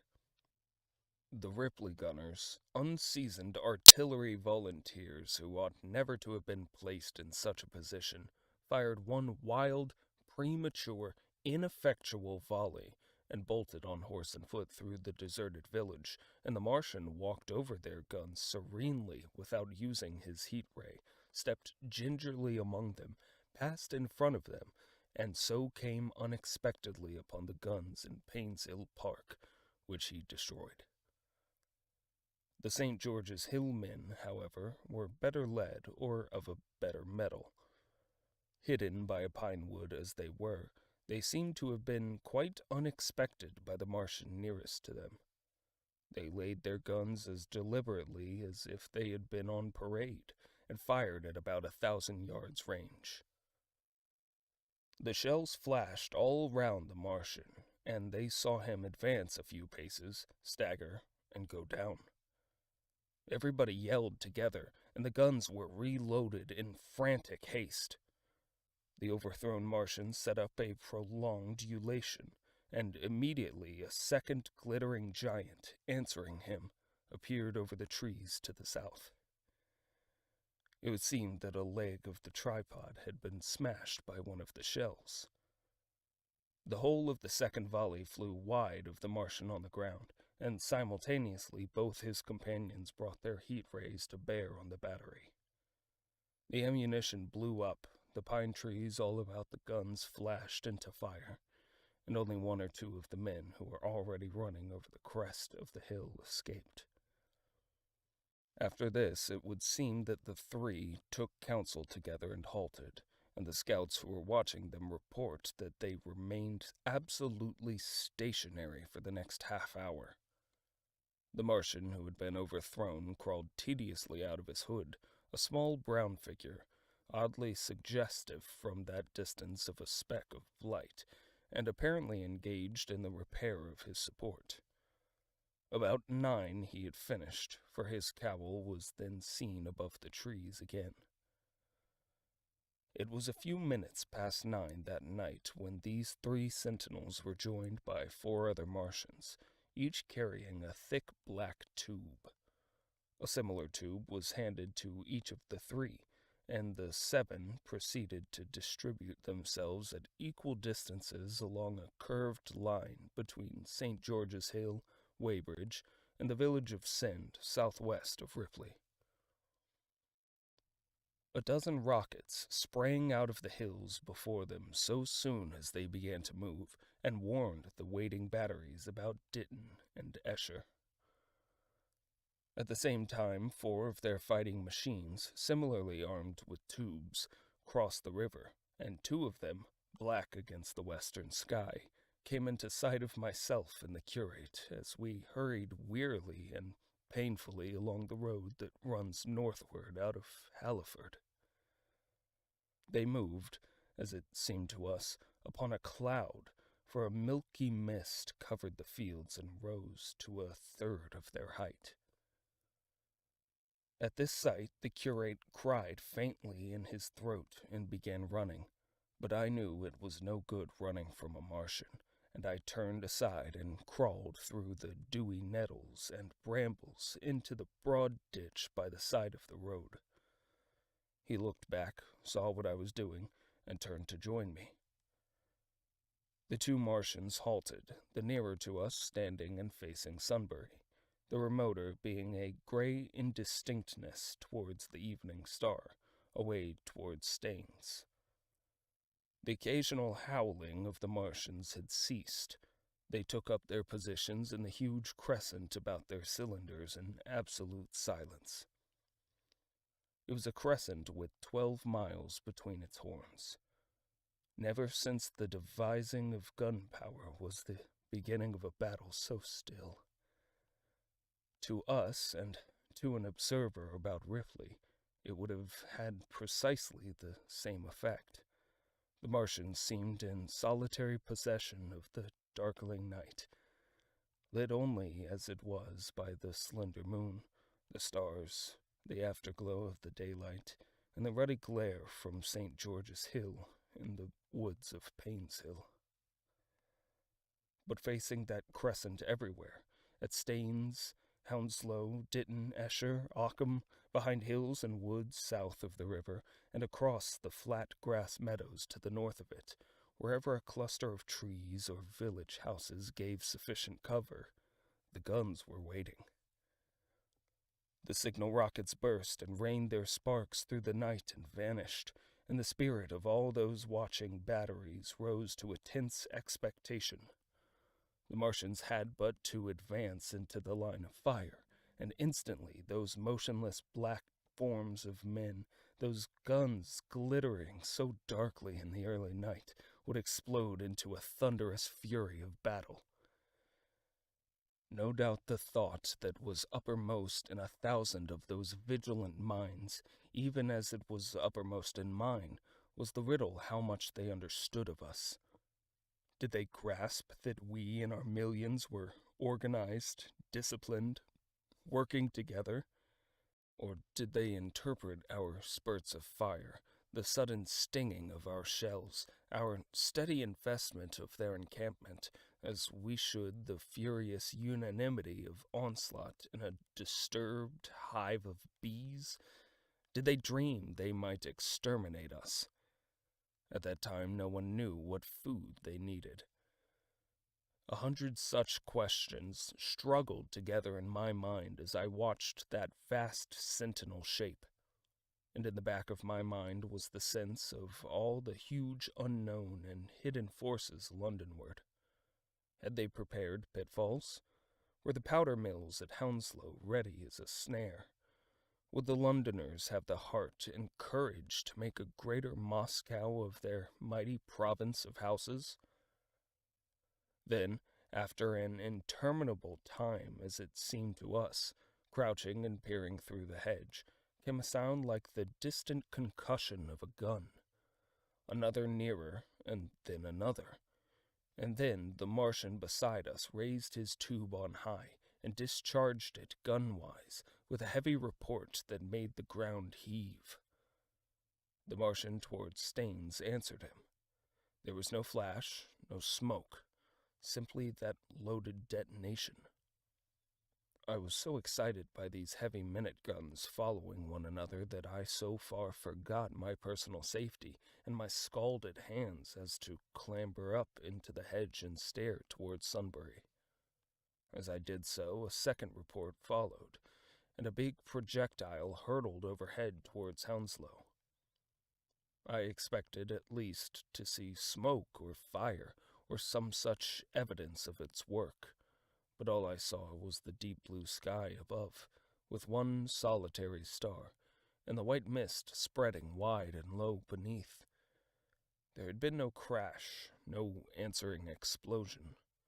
The silence was restored. The minute lengthened to 3. "What has happened?" said the curate, standing up beside me. "Heaven knows," said I.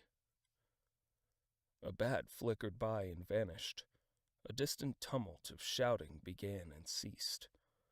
I looked again at the Martian, and saw he was now moving eastward along the river bank, with a swift rolling motion. Every moment I expected the fire of some hidden battery to spring upon him, but the evening calm was unbroken. The figure of the Martian grew smaller as he receded, and presently the mist and the gathering night had swallowed him up. By a common impulse we clambered higher.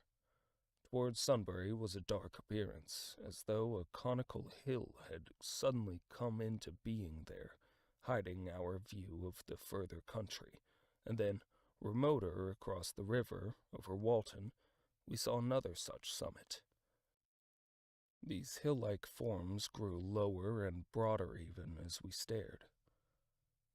Moved by a sudden thought, I looked northward, and there I perceived a third of these cloudy black copies had arisen. Everything had suddenly become very still. Far away to the southeast, marking the quiet, we heard the Martians hooting to one another, and then the air quivered again with the distant thud of their guns. But the earthly artillery made no reply. Now, at the time we could not understand these things, but later I was to learn the meaning of these ominous copies that gathered in the twilight. Each of the Martians, standing in the great crescent I have described, had discharged at some unknown signal, by means of the gun-like tube he carried, a huge canister over whatever hill, copse, cluster of houses, or other possible cover for guns, chanced to be in front of him. Some fired only one of these, some 2, as in the case of the one we had seen, The one at Ripley is said to have discharged no fewer than 5 at that time. These canisters smashed on striking the ground. They did not explode, and incontinently disengaged an enormous volume of a heavy, inky vapor, coiling and pouring upwards in a huge and ebony cumulus cloud, a gaseous hill that sank and spread itself slowly over the surrounding country. And the touch of that vapor, the inhaling of its pungent wisps, was death to all that breathes. It was heavy, this vapor, heavier than the densest smoke, so that after the first tumultuous uprush and outflow of its impact, it sank down through the air and poured over the ground in a manner rather liquid than gaseous, abandoning the hills and streaming into the valleys and ditches and watercourses, even as I have heard the carbonic acid gas that pours from volcanic clefts is wont to do. And where it came upon water, some chemical action occurred, and the surface would be instantly covered with a powdery scum that sank slowly and made way for more. The scum was absolutely insoluble, and it is a strange thing, seeing the instant effect of the gas, that one could drink the water from which it had been strained without hurt. The vapor did not diffuse as a true gas would do. It hung together in banks, flowing sluggishly down the slope of the land and driving reluctantly before the wind, and very slowly it combined with the mist and moisture of the air, and sank to the earth in the form of dust. Save that an unknown element giving a group of 4 lines in the blue of the spectrum is concerned, we are still entirely ignorant of the nature of this substance. Once the tumultuous upheaval of its dispersion was over, the black smoke clung so closely to the ground, even before its precipitation, that 50 feet up in the air, on the roofs and upper stories of high houses, and on great trees, there was a chance of escaping its poison altogether, as was proved even that night at Street Cobham and Ditton. The man who escaped at the former place tells a wonderful story of the strangeness of its coiling flow, and how he looked down from the church spire and saw the houses of the village rising like ghosts out of its inky nothingness. For a day and a half he remained there, weary, starving, and sun-scorched, the earth under the blue sky, and against the prospect of the distant hills, a velvet black expanse, with red roofs, green trees, and, later, black-veiled shrubs, and gates, barns, outhouses, and walls, rising here and there into the sunlight. But that was at Street Cobham, where the black vapor was allowed to remain until it sank of its own accord into the ground. As a rule, the Martians, when it had served its purpose, cleared the air of it again by wading into it and directing a jet of steam upon it. That they did with the vapor banks near us, as we saw in the starlight from the window of a deserted house at Upper Halliford, whither we had returned. From there we could see the searchlights on Richmond Hill and Kingston Hill going to and fro, and about 11 the window rattled, and we heard the sound of the huge siege guns that had been put in position there.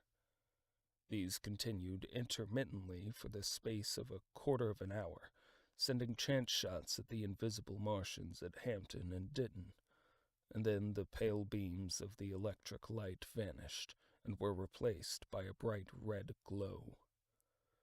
Then the 4th cylinder fell, a brilliant green meteor, as I learnt afterwards in Bushy Park. Before the guns on the Richmond and Kingston line of hills began, there was a fitful cannonade far away in the southwest, due, I believe, to guns being fired haphazard before the black vapor could overwhelm the gunners. So, setting about it as methodically as men might smoke out a wasp's nest, the Martians spread this strange, stifling vapor over the Londonward country. The horns of the crescent slowly spread apart, until at last they formed a line from Hanwell to Coombe and Malden. All night through their destructive tubes advanced. Never once after the Martian at St. George's Hill was brought down did they give the artillery the ghost of a chance against them. Wherever there was a possibility of guns being laid for them unseen, a fresh canister of the black vapor was discharged, and where the guns were openly displayed, the heat ray was brought to bear.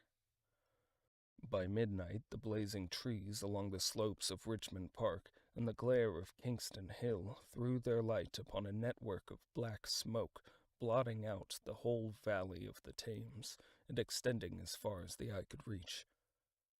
And through this 2 Martians slowly waded, and turned their hissing steam jets this way and that. The Martians were sparing of the heat ray that night, either because they had but a limited supply of material for its production, or because they did not wish to destroy the country, but only to crush and overawe the opposition they had aroused. In the latter aim they certainly succeeded. Sunday night was the end of the organized opposition to their movements. After that, no body of men could stand against them. So hopeless was the enterprise. Even the crews of the torpedo boats and destroyers that had brought their quick-firers up the Thames refused to stop, mutinied, and went down again. The only offensive operation men ventured upon after that night was the preparation of mines and pitfalls, and even in that men's energies were frantic and spasmodic. One has to imagine the fate of those batteries towards Esher, waiting so tensely in the twilight, as well as one may. Survivors there were none. One may picture the orderly expectation, the officers alert and watchful, the gunners ready, the ammunition piled to hand, the limber gunners with their horses and wagons, the groups of civilian spectators standing as near as they were permitted, the evening stillness, the ambulances and hospital tents with the burnt and wounded from Weybridge, then the dull resonance of the shots the Martians fired, and the clumsy projectile whirling over the trees and houses and smashing amidst the neighboring fields. One may picture, too, the sudden shifting of attention, the swiftly spreading black coils and the bellyings of that blackness advancing headlong, towering heavenward, turning the twilight to a palpable darkness, a strange and horrible antagonistic of vapor striding upon its victims, men and horses near it seen dimly, running, shrieking, falling headlong, shouts of dismay, the guns suddenly abandoned, men choking and writhing on the ground, and the swift broadening out of the opaque cone of smoke. And then night and extinction, nothing but a silent mass of impenetrable vapor hiding its dead. Before dawn, the black vapor was pouring through the streets of Richmond, and the disintegrating organism of government was, with a last expiring effort, rousing the population of London to the necessity of flight. 16. The Exodus from London. So you understand the roaring wave of fear that swept through the greatest city in the world just as Monday was dawning, the stream of flight rising swiftly to a torrent, lashing in a foaming tumult round the railway stations, banked up into a horrible struggle about the shipping in the Thames, and hurrying by every available channel northward and eastward. By 10 o'clock, the police organization, and by midday even the railway organizations, were losing coherency, losing shape and efficiency, guttering, softening, running at last in that swift liquefaction of the social body. All the railway lines north of the Thames and the southeastern people at Cannon Street had been warned by midnight on Sunday, and the trains were being filled, People were fighting savagely for standing room in the carriages, even at 2 o'clock. By 3, people were being trampled and crushed, even in Bishopsgate Street. A couple of 100 yards or more from Liverpool Street Station, revolvers were fired, people stabbed, and the policemen who had been sent to direct the traffic, exhausted and infuriated, were breaking the heads of the people they were called out to protect. And as the day advanced and the engine drivers and stokers refused to return to London, the pressure of the flight drove the people in an ever-thickening multitude away from the stations and along the northward running roads. By midday a Martian had been seen at Barnes, and a cloud of slowly sinking black vapor drove along the Thames and across the flats of Lambeth, cutting off all escape over the bridges in its sluggish advance. Another bank drove over Ealing, and surrounded a little island of survivors on Castle Hill, alive but unable to escape. After a fruitless struggle to get aboard a northwestern train at the Chalk Farm, the engines of the trains that had loaded in the goods yard there plowed through shrieking people, and a dozen stalwart men fought to keep the crowd from crushing the driver against his furnace. My brother emerged upon the Chalk Farm road, dodged across through a hurrying swarm of vehicles, and had the luck to be foremost in the sack of a cycle shop. The front tire of the machine he got was punctured in dragging it through the window, but he got up and off, notwithstanding, with no further injury than a cut wrist. The steep foot of Haverstock Hill was impassable, owing to several overturned horses, and my brother struck into Belsize Road. So he got out of the fury of the panic, and, skirting the Edgware Road, reached Edgware about 7, fasting and wearied, but well ahead of the crowd. Along the road, people were standing in the roadway, curious, wondering. He was passed by a number of cyclists, some horsemen, and 2 motor cars. A mile from Edgware, the rim of the wheel broke, and the machine became unrideable. He left it by the roadside and trudged through the village. There were shops half opened in the main street of the place, and people crowded on the pavement and in the doorways and windows, staring astonished at this extraordinary procession of fugitives that was beginning. He succeeded in getting some food at an inn. For a time he remained in Edgware, not knowing what next to do. The flying people increased in number. Many of them, like my brother, seemed inclined to stop in the place. There was no fresh news of the invaders from Mars. At that time the road was crowded, but as yet far from congested. Most of the fugitives at that hour were mounted on cycles, but there were soon motor cars, hansom cabs, and carriages hurrying along, and the dust hung in heavy clouds along the road to St. Albans. It was perhaps a vague idea of making his way to Chelmsford, where some of his friends lived, that at last induced my brother to strike into a quiet lane running eastward. Presently he came upon a stile, and, crossing it, followed a footpath northeastward. He passed near several farmhouses and some little places whose names he did not learn. He saw a few fugitives until, in a grass lane towards High Barnet, he happened upon the 2 ladies who became his fellow travelers. He came upon them just in time to save them. He heard their screams, and, hurrying round the corner, saw a couple of men struggling to drag them out of the little pony chaise in which they had been driving, while a third with difficulty held the frightened pony's head. One of the ladies, a short woman dressed in white, was simply screaming. The other, a dark, slender figure, slashed at the man who gripped her arm with a whip she held in her disengaged hand. My brother immediately grasped this situation, shouted, and hurried towards the struggle. One of the men desisted and turned towards him, and my brother, realizing from his antagonist's face that a fight was unavoidable, and being an expert boxer, went into him forthwith and sent him down against the wheel of the chaise. It was no time for pugilistic chivalry, and my brother laid him quiet with a kick and gripped the collar of the man who pulled at the slender lady's arm. He heard the clatter of hooves. The whip stung across his face. A third antagonist struck him between the eyes, and the man he held wrenched himself free and made off down the lane in the direction from which he had come. Partly stunned, he found himself facing the man who had held the horse's head, and became aware of the chase receding from him down the lane, swaying from side to side, and with the women in it looking back.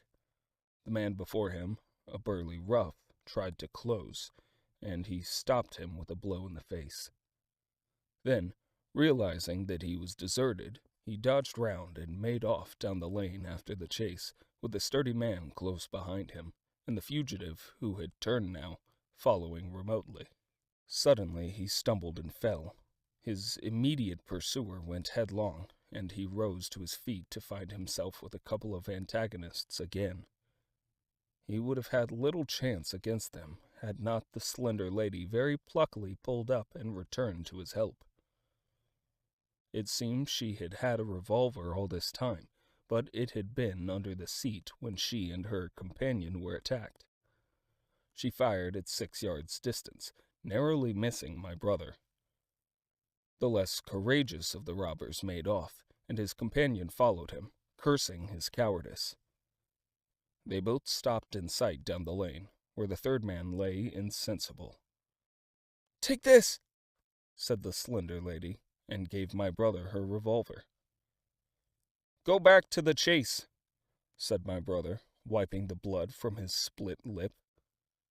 She turned without a word. They were both panting, and they went back to where the lady in white struggled to hold back the frightened pony. The robbers had evidently had enough of it. When my brother looked again, they were retreating. "I'll sit here," said my brother, "if I may." And he got up on the empty front seat. The lady looked over her shoulder. "Give me the reins," she said, and laid the whip along the pony's side. In another moment, a bend in the road hid the 3 men from my brother's eyes. So, quite unexpectedly, my brother found himself, panting, with a cut mouth, a bruised jaw, and blood-stained knuckles, driving along an unknown lane with these 2 women. He learnt they were the wife and the younger sister of a surgeon living at Stanmore, who had come in the small hours from a dangerous case at Pinner, and heard at some railway station on his way of the Martian advance. He had hurried home, roused the women, their servant had left them 2 days before, packed some provisions, put his revolver under the seat, luckily for my brother, and told them to drive on to Edgware, with the idea of getting a train there. He stopped behind to tell the neighbors he would overtake them, he said, at about 4:30 in the morning, and now it was nearly 9, and they had seen nothing of him since. They could not stop in Edgware because of the growing traffic through the place, and so they had come into this side lane. That was the story they told my brother in fragments when presently they stopped again, nearer to New Barnet. He promised to stay with them at least until they could determine what to do, or until the missing man arrived, and professed to be an expert shot with the revolver, a weapon strange to him, in order to give them confidence. They made a sort of encampment by the wayside, and the pony became happy in the hedge. He told them of his own escape out of London, and all that he knew of these Martians and their ways. The sun crept higher in the sky, and after a time their talk died out and gave place to an uneasy state of anticipation. Several wayfarers came along the lane, and of these my brother gathered such news as he could. Every broken answer he had deepened his impression of the great disaster that had come on humanity, deepened his persuasion of the imminent necessity for prosecuting this flight. He urged the matter upon them. "We have money," said the slender woman, and hesitated. Her eyes met my brother's, and her hesitation ended. "So have I," said my brother. She explained that they had as much as 30 pounds in gold besides a 5-pound note, and suggested that with that they might get upon a train at St. Albans or New Barnet. My brother thought that was hopeless, seeing the fury of the Londoners to crowd upon the trains, and broached his own idea of striking across Essex towards Harwich, and thence escaping from the country altogether. Mrs. Elphinstone, that was the name of the woman in white, would listen to no reasoning, and kept calling upon George, but her sister-in-law was astonishingly quiet and deliberate, and at last agreed to my brother's suggestion. So they went on towards Barnet, designing to cross the Great North Road, my brother leading the pony to save it as much as possible. As the sun crept up the sky, the day became excessively hot, and underfoot a thick whitish sand grew burning and blinding, so that they traveled only very slowly.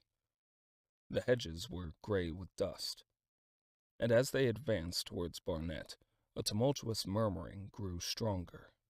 They began to meet more people.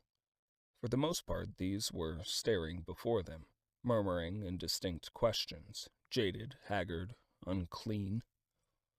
One man in evening dress passed them on foot, his eyes on the ground. They heard his voice, and, looking back at him, saw one hand clutched in his hair, and the other beating invisible things. His paroxysm of rage over, he went on his way without once looking back. As my brother's party went on towards the crossroads to the south of Barnet, they saw a woman approaching the road across some fields on their left, carrying a child, and with 2 other children, and then a man in dirty black, with a thick stick in one hand and a small portmanteau in the other, passed. Then round the corner of the lane, from between the villas that guarded it at its confluence with the high road, came a little cart drawn by a sweating black pony and driven by a sallow youth in a bowler hat, gray with dust. There were 3 girls like East End factory girls, and a couple of little children crowded in the cart. "This'll take us round Edgware?" asked the driver, wild-eyed, white-faced, and when my brother told him it would if he turned to the left, he whipped up at once without the formality of thanks. My brother noticed a pale gray smoke or haze rising among the houses in front of them, and veiling the white facade of a terrace beyond the road that appeared between the backs of villas. Mrs. Elphinstone suddenly cried out at a number of tongues of smoky red flame leaping up above the houses in front of them against the hot blue sky. The tumultuous noise resolved itself now into disorderly mingling of many voices, the gride of many wheels, the creaking of wagons, the staccato of hooves. The lane came round sharply not 50 yards from the crossroads. "Good heavens!" cried Mrs. Elphinstone. "What is this you are driving us into?" My brother stopped. For the main road was a boiling stream of people, a torrent of human beings rushing northward, one pressing on another.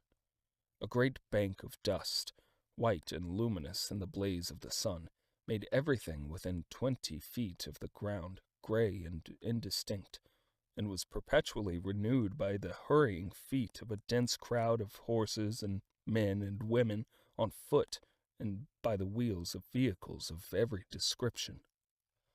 "Way!" my brother heard voices crying. "Make way!" It was like riding into the smoke of a fire to approach the meeting point of the lane and road.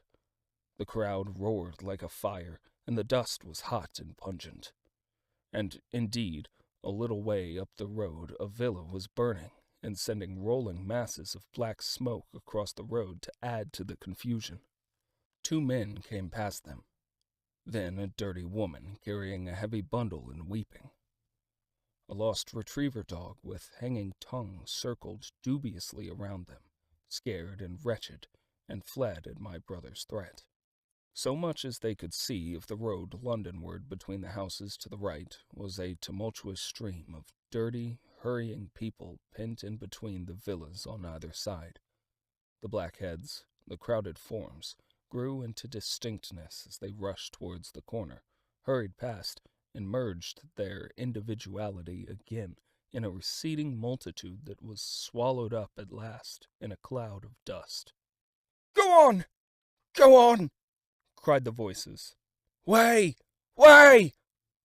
One man's hands pressed on the back of another. My brother stood at the pony's head. Irresistibly attracted, he advanced slowly, pace by pace, down the lane. Edgware had been a scene of confusion, Chalk Farm a riotous tumult, but this was a whole population in movement. It is hard to imagine that host. It had no character of its own. The figures poured out past the corner and receded with their backs to the group in the lane. Along the margin came those who were on foot, threatened by the wheels, stumbling in the ditches, blundering into one another. The carts and carriages crowded close upon one another, making little way for those swifter and more impatient vehicles that darted forward every now and then when an opportunity showed itself of doing so, sending the people scattering against the fences and gates of the villas. "Push on!" was the cry. "Push on! They're coming!" In one cart stood a blind man in the uniform of the Salvation Army, gesticulating with his crooked fingers and bawling, "Eternity! Eternity!" His voice was hoarse and very loud, so that my brother could hear him long after he was lost to sight in the southward dust. Some of the people who crowded in the carts whipped stupidly at their horses and quarreled with other drivers. Some sat motionless, staring at nothing with miserable eyes. Some gnawed their hands with thirst or lay prostrate in the bottoms of their conveyances. The horses' bit were covered with foam, their eyes bloodshot. There were cabs, carriages, shop carts, wagons, beyond counting, a mail cart, a road cleaner's cart marked Vestry of St. Pancras, a huge timber wagon crowded with roughs. A brewer's dray rumbled by with its two near wheels splashed with recent blood. "Clear the way!" cried the voices. "Clear the way!" "Eternity! Eternity!" came echoing up the road. There were sad, haggard women tramping by, well-dressed, with children that cried and stumbled, their dainty clothes smothered in dust, their weary faces smeared with tears.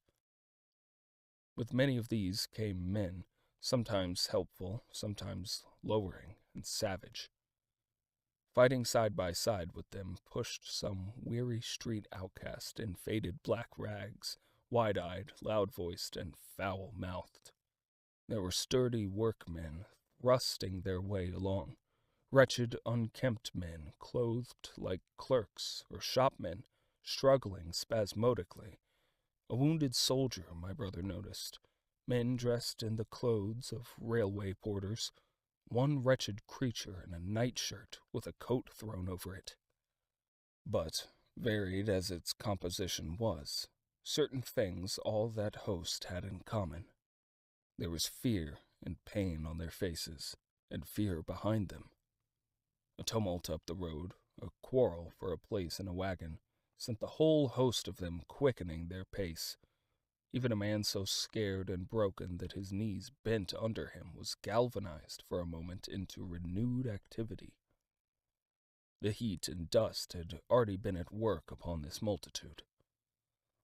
Their skins were dry, their lips black and cracked.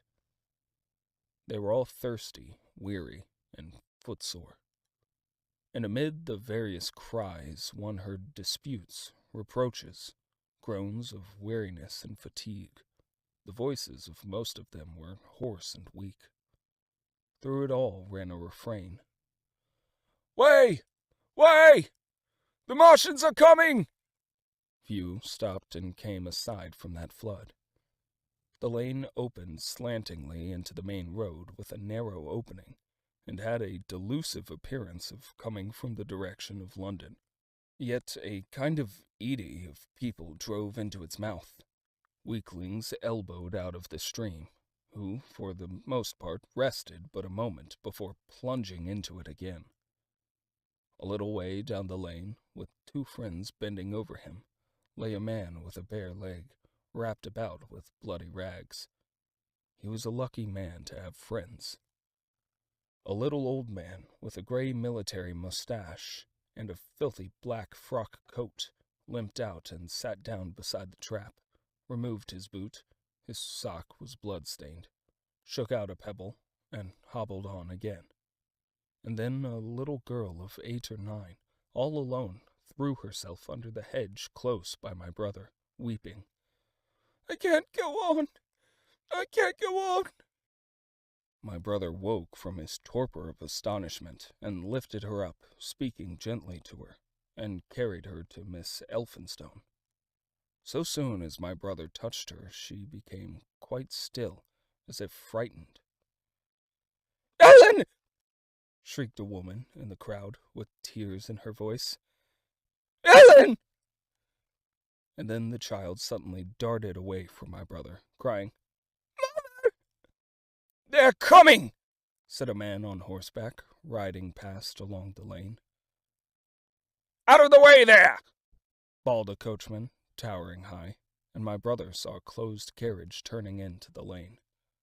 The people crushed back on one another to avoid the horse. My brother pushed the pony and chaise back into the hedge, and the man drove by and stopped at the turn of the way. It was a carriage, with a pole for a pair of horses, but only one was in the traces. My brother saw dimly through the dust that 2 men lifted out something on a white stretcher, and put this gently on the grass beneath the privet hedge. One of the men came running to my brother. "Where is there any water?" he said. "He is dying fast, and very thirsty. It is Lord Garrick." "Lord Garrick!" said my brother. "The Chief Justice?"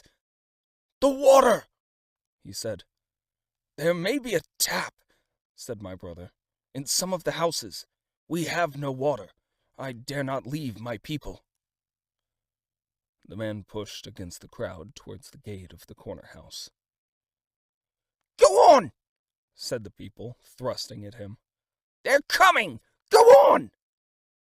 Then my brother's attention was distracted by a bearded, eagle-faced man lugging a small handbag, which split even as my brother's eyes rested on it, and disgorged a mass of sovereigns that seemed to break up into separate coins as it struck the ground. They rolled hither and thither among the struggling feet of men and horses. The man stopped and looked stupidly at the heap, and the shaft of a cab struck his shoulder and sent him reeling. He gave a shriek and dodged back, and a cartwheel shaved him narrowly. "Way!" cried the men all about him. "Make way!" So soon as the cab had passed, he flung himself, with both hands open, upon the heap of coins, and began clutching handfuls in his pockets. A horse rose close upon him, and in another moment he had half risen, and had been borne down under the horse's hooves. "Stop!" screamed my brother, and pushing a woman out of his way, tried to clutch the bit of a horse. Before he could get to it, he heard a scream under the wheels, and saw through the dust the rim passing over the poor wretch's back. The driver of the cart slashed his whip at my brother, who ran round behind the cart. The multitudinous shouting confused his ears. The man was writhing in the dust among his scattered money, unable to rise, for the wheel had broken his back, and his lower limbs lay limp and dead. My brother stood up and yelled at the next driver, and a man on a black horse came to his assistance. "Get him out of the road," said he, and clutching the man's collar with his free hand, my brother lugged him sideways. But he still clutched after his money, and regarded my brother fiercely, hammering at his arm with a handful of gold. "Go on! Go on!" shouted angry voices behind. Way! Way! There was a smash as the pole of a carriage crashed into the cart that the man on horseback stopped. My brother looked up, and the man with the gold twisted his head round and bit the wrist that held his collar. There was a concussion, and the black horse came staggering sideways, and the cart horse pushed beside it. A hoof missed my brother's foot by a hair's breadth. He released his grip on the fallen man and jumped back. He saw anger change to terror on the face of the poor wretch on the ground, and in a moment he was hidden, and my brother was borne backward and carried past the entrance of the lane, and had to fight hard in the torrent to recover it. He saw Miss Elphinstone covering her eyes, and a little child, with all a child's want of sympathetic imagination, staring with dilated eyes at a dusty something that lay black and still, ground and crushed under the rolling wheels. "Let us go back!" he shouted, and began turning the pony round. "We cannot cross this hell!" he said, and they went back 100 yards the way they had come, until the fighting crowd was hidden. As they passed the bend in the lane, my brother saw the face of the dying man in the ditch under the privet, deadly white and drawn, and shining with perspiration. The two women sat silent, crouching in their seats and shivering. Then beyond the bend my brother stopped again. Miss Elphinstone was white and pale, and her sister-in-law sat weeping, too wretched even to call upon George. My brother was horrified and perplexed. So soon as they had retreated, he realized how urgent and unavoidable it was to attempt this crossing. He turned to Miss Elphinstone suddenly, resolute. "We must go that way," he said, and led the pony round again. For the second time that day this girl proved her quality. To force their way into the torrent of people, my brother plunged into the traffic and held back a cab horse, while she drove the pony across its head. A wagon locked wheels for a moment and ripped a long splinter from the chase. In another moment they were caught and swept forward by the stream. My brother, with the cabman's whip marks red across his face and hands, scrambled into the chase and took the reins from her. "Point the revolver at the man behind," he said, giving it to her. "If he presses us too hard. No, point it at his horse." Then he began to look out for a chance of edging to the right across the road.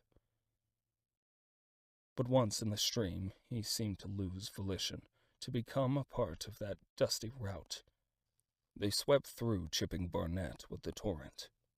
They were nearly a mile beyond the center of the town before they had fought across to the opposite side of the way.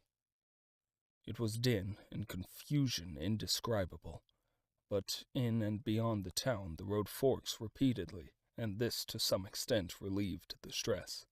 They struck eastward through Hadley, and there on either side of the road, and at another place further on, they came upon a great multitude of people drinking at the stream, some fighting to come at the water. And further on, from a hill near East Barnet, they saw two trains running slowly, one after the other, without signal or order.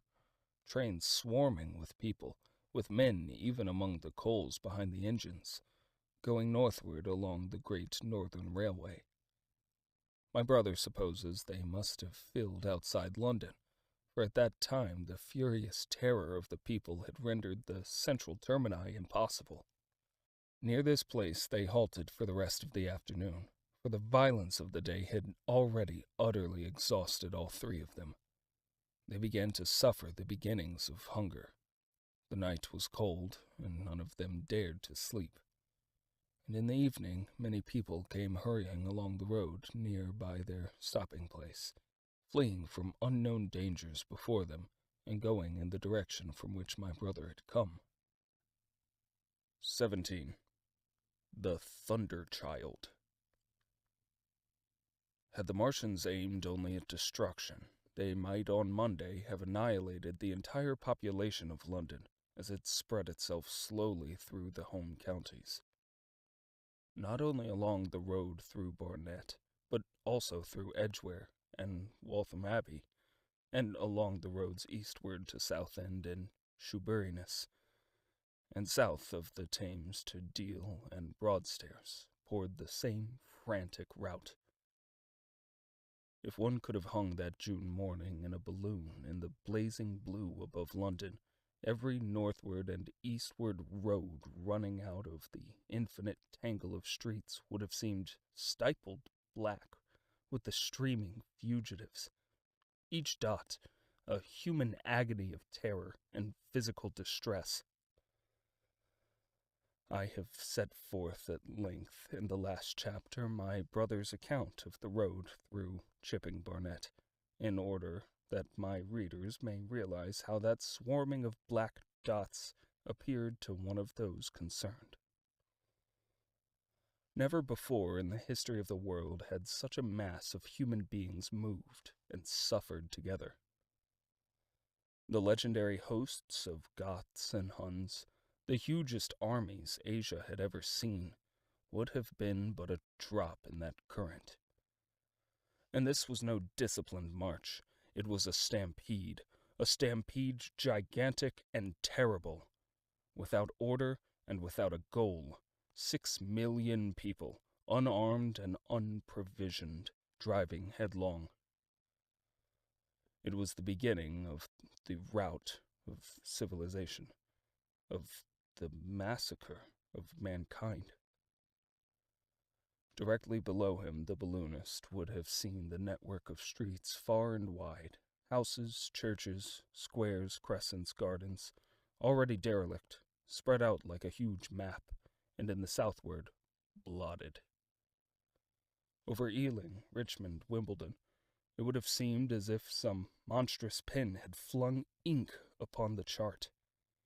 Steadily, incessantly, each black splash grew and spread, shooting out ramifications this way and that, now banking itself against rising ground, now pouring swiftly over a crest into a new-found valley, exactly as a gout of ink would spread itself upon blotting paper. And beyond, over the blue hills that rise southward of the river, the glittering Martians went to and fro, calmly and methodically spreading their poison cloud over this patch of country and then over that, laying it again with their steam jets when it had served its purpose, and taking possession of the conquered country.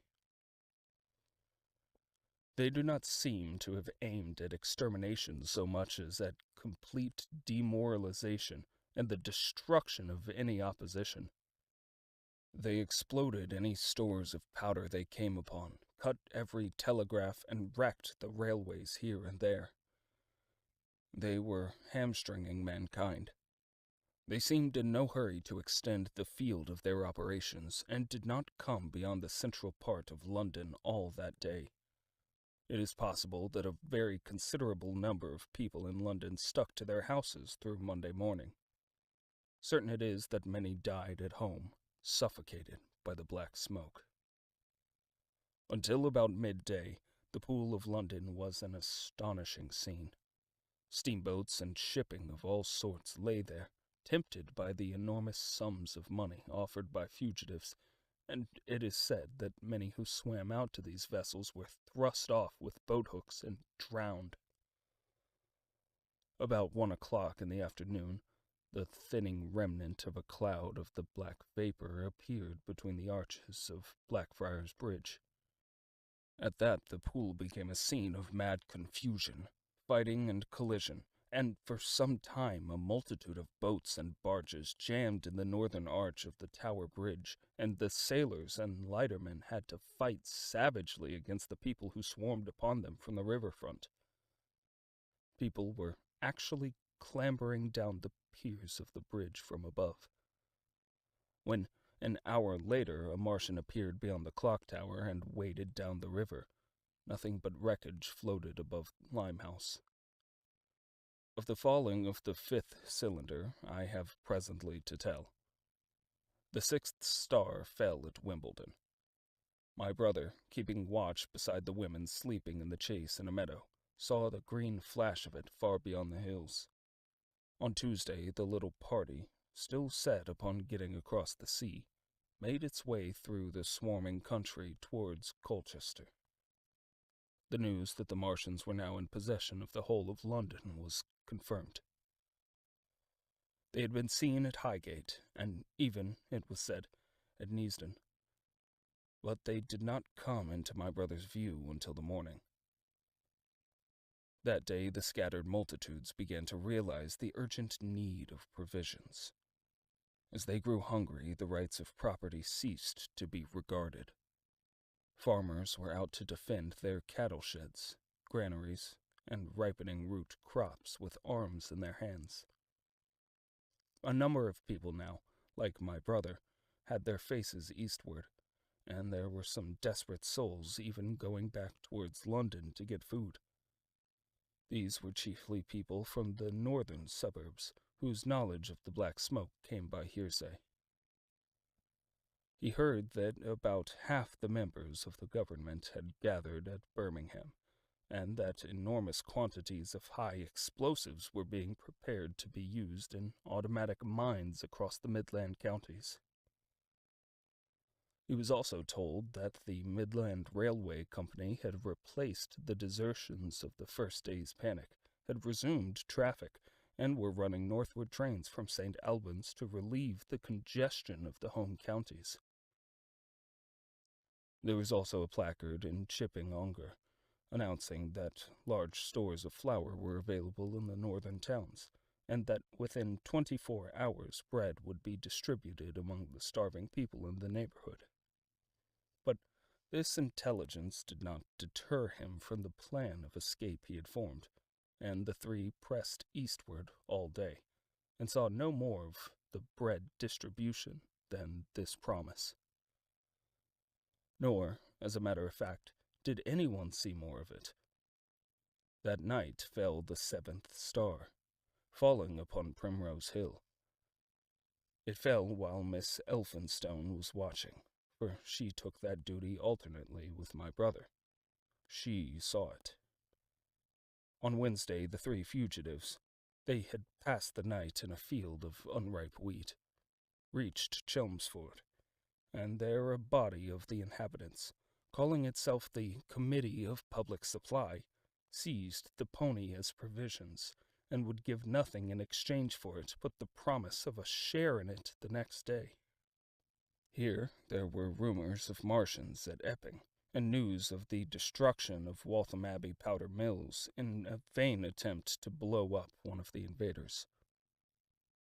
People were watching for Martians here from the church towers.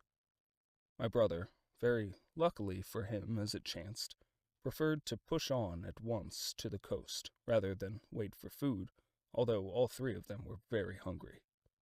By midday they had passed through Tillingham, which, strangely enough, seemed to be quite silent and deserted, save for a few furtive plunders, hunting for food. Near Tillingham they suddenly came in sight of the sea, and the most amazing crowd of shipping of all sorts that it is possible to imagine. For after the sailors could no longer come up the Thames, they came on to the Essex coast, to Harwich and Walton and Clacton, and afterwards to Foulness and Shoebury, to bring off the people. They lay in a huge sickle-shaped curve that vanished into the midst at last towards the Naze. Close inshore was a multitude of fishing smacks, English, Scotch, French, Dutch, and Swedish, steam launches from the Thames, yachts, electric boats, and beyond were ships of a larger burthen, a multitude of filthy colliers, trim merchantmen, cattle ships, passenger boats, petroleum tanks, ocean tramps, an old white transport even, neat white and gray liners from Southampton and Hamburg. And along the blue coast across the black water, my brother could make out dimly a dense swarm of boats chaffering with the people on the beach, a swarm which also extended up the Blackwater, almost to Malden. About a couple of miles out lay an ironclad, very low in the water, almost to my brother's perception, like a waterlogged ship. This was the ram Thunderchild. It was the only warship in sight, but far away to the right over the smooth surface of the sea. For that day there was a dead calm. Lay a serpent of black smoke to mark the next ironclads of the Channel Fleet, which hovered in an extended line, steam up and ready for action, across the Thames estuary during the course of the Martian conquest, vigilant and yet powerless to prevent it. At the sight of the sea, Mrs. Elphinstone, in spite of the assurances of her sister-in-law, gave way to panic. She had never been out of England before. She would rather die than trust her self-friendliness in a foreign country, and so forth.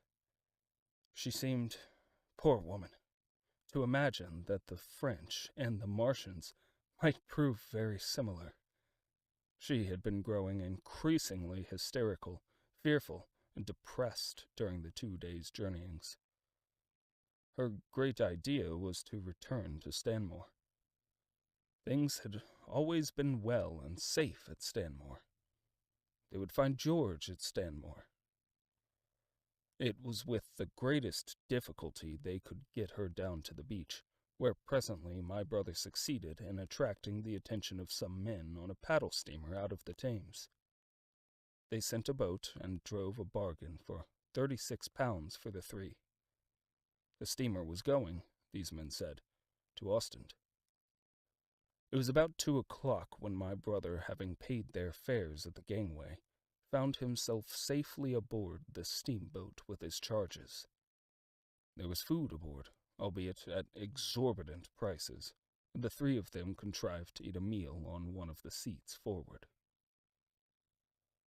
There were already a couple of score of passengers on board, some of whom had expended their last money in securing a passage, but the captain lay off the Blackwater until 5 in the afternoon, picking up passengers until the seated decks were even dangerously crowded.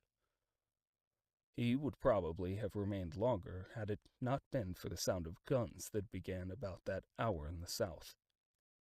As if in answer, the ironclad Seaward fired a small gun and hoisted a string of flags. A jet of smoke sprang out of her funnels. Some of the passengers were of opinion that this firing came from shoeburyness, until it was noticed that it was growing louder. At the same time, far away in the southeast, the masts and upper works of 3 ironclads rose one after the other out of the sea beneath clouds of black smoke. But my brother's attention speedily reverted to the distant firing in the south. He fancied he saw a column of smoke rising out of the distant gray haze. The little steamer was already flapping her way eastward of the big crescent of shipping, and the low Essex coast was growing blue and hazy, when a Martian appeared, small and faint in the remote distance, advancing along the muddy coast from the direction of Foulness. At that, the captain on the bridge swore at the top of his voice with fear and anger at his own delay, and the paddles seemed infected with his terror. Every soul aboard stood at the bulwarks or on the seats of the steamer, and stared at that distant shape, higher than the trees or church towers inland, and advancing with a leisurely parody of a human stride. It was the first Martian my brother had seen, and he stood, more amazed than terrified, watching this Titan advancing deliberately towards the shipping, wading faster and farther into the water as the coast fell away. Then, far beyond the crouch, came another striding over some stunted trees, and then yet another still further off, wading deeply through a shining mud-flat that seemed to hang halfway up between sea and sky.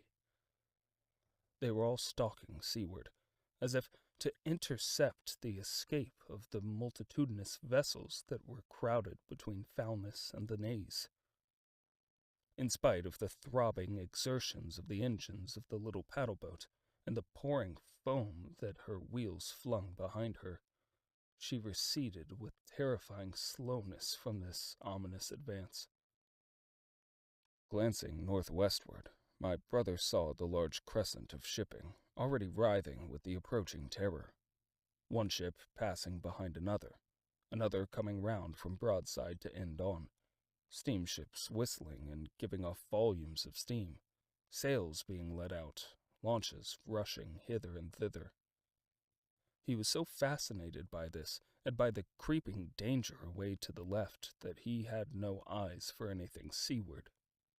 And then a swift movement of the steamboat, she had suddenly come round to avoid being run down, flung him headlong from the seat upon which he was standing.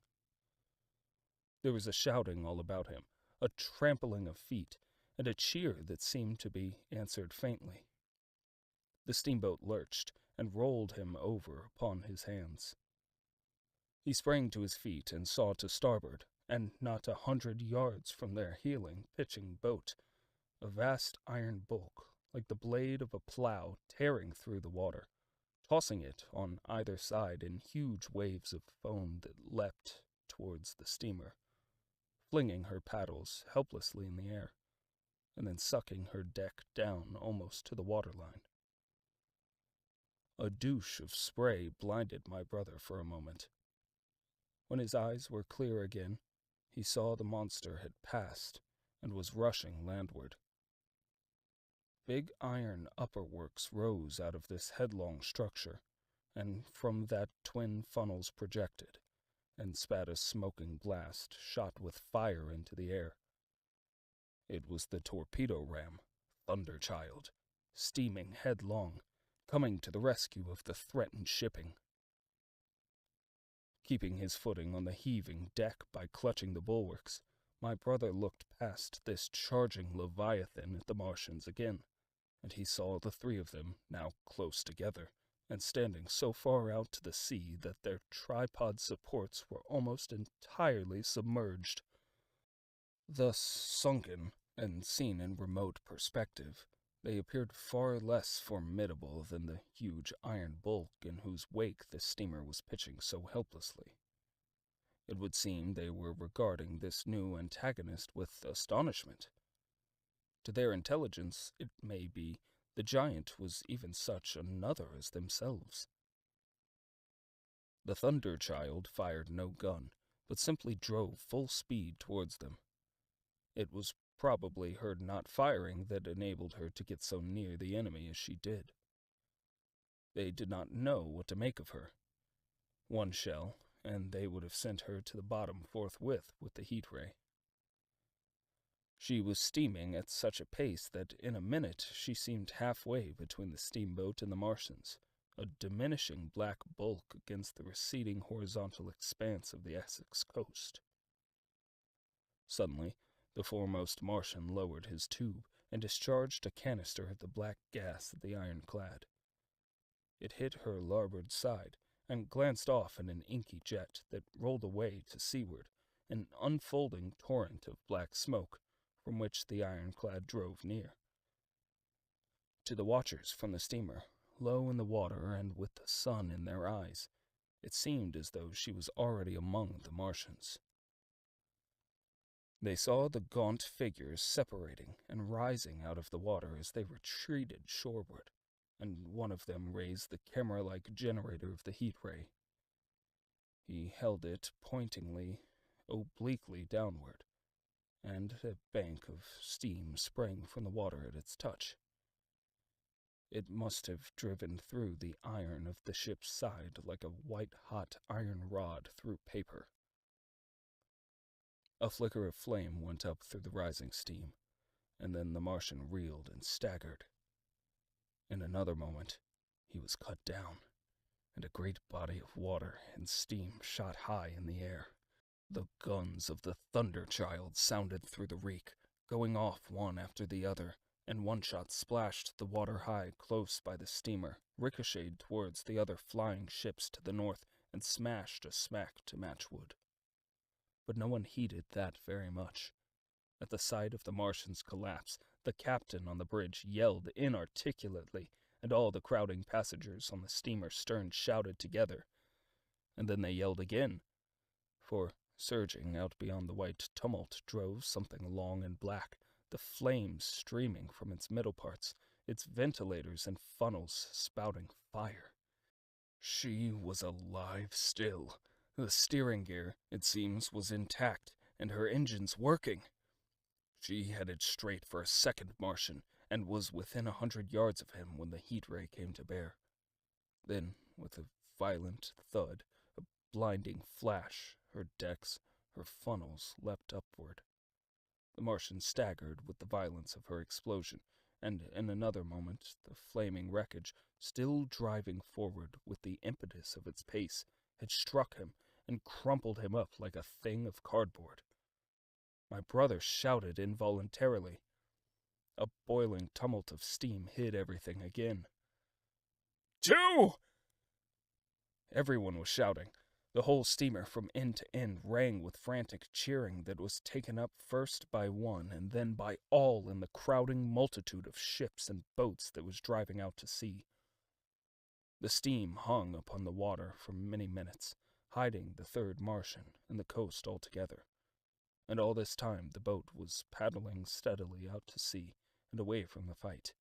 And when at last the confusion cleared, the drifting bank of black vapor intervened, and nothing of the Thunder Child could be made out, nor could the third Martian be seen. But the ironclads to seaward were now quite close, and standing in towards shore past the steamboat. The little vessel continued to beat its way seaward, and the ironclads receded slowly towards the coast, which was hidden still by a marbled bank of vapor, part steam, part black gas, eddying and combining in the strangest ways. The fleet of refugees was scattering to the northeast. Several smacks were sailing between the ironclads and the steamboat. After a time, and before they reached the sinking cloud bank, the warships turned northwards, and then abruptly went about and passed into the thickening haze of evening southward. The coast grew faint, and at last indistinguishable amidst the low banks of clouds that were gathering about the sinking sun. Then suddenly, out of the golden haze of the sunset, came the vibration of guns, and a form of black shadows moving. Everyone struggled to the rail of the steamer and peered into the blinding furnace of the west, but nothing was to be distinguished clearly. A mass of smoke rose slantingly and barred the face of the sun. The steamboat throbbed on its way through an interminable suspense. The sun sank into gray clouds, the sky flushed and darkened, the evening star trembled into sight.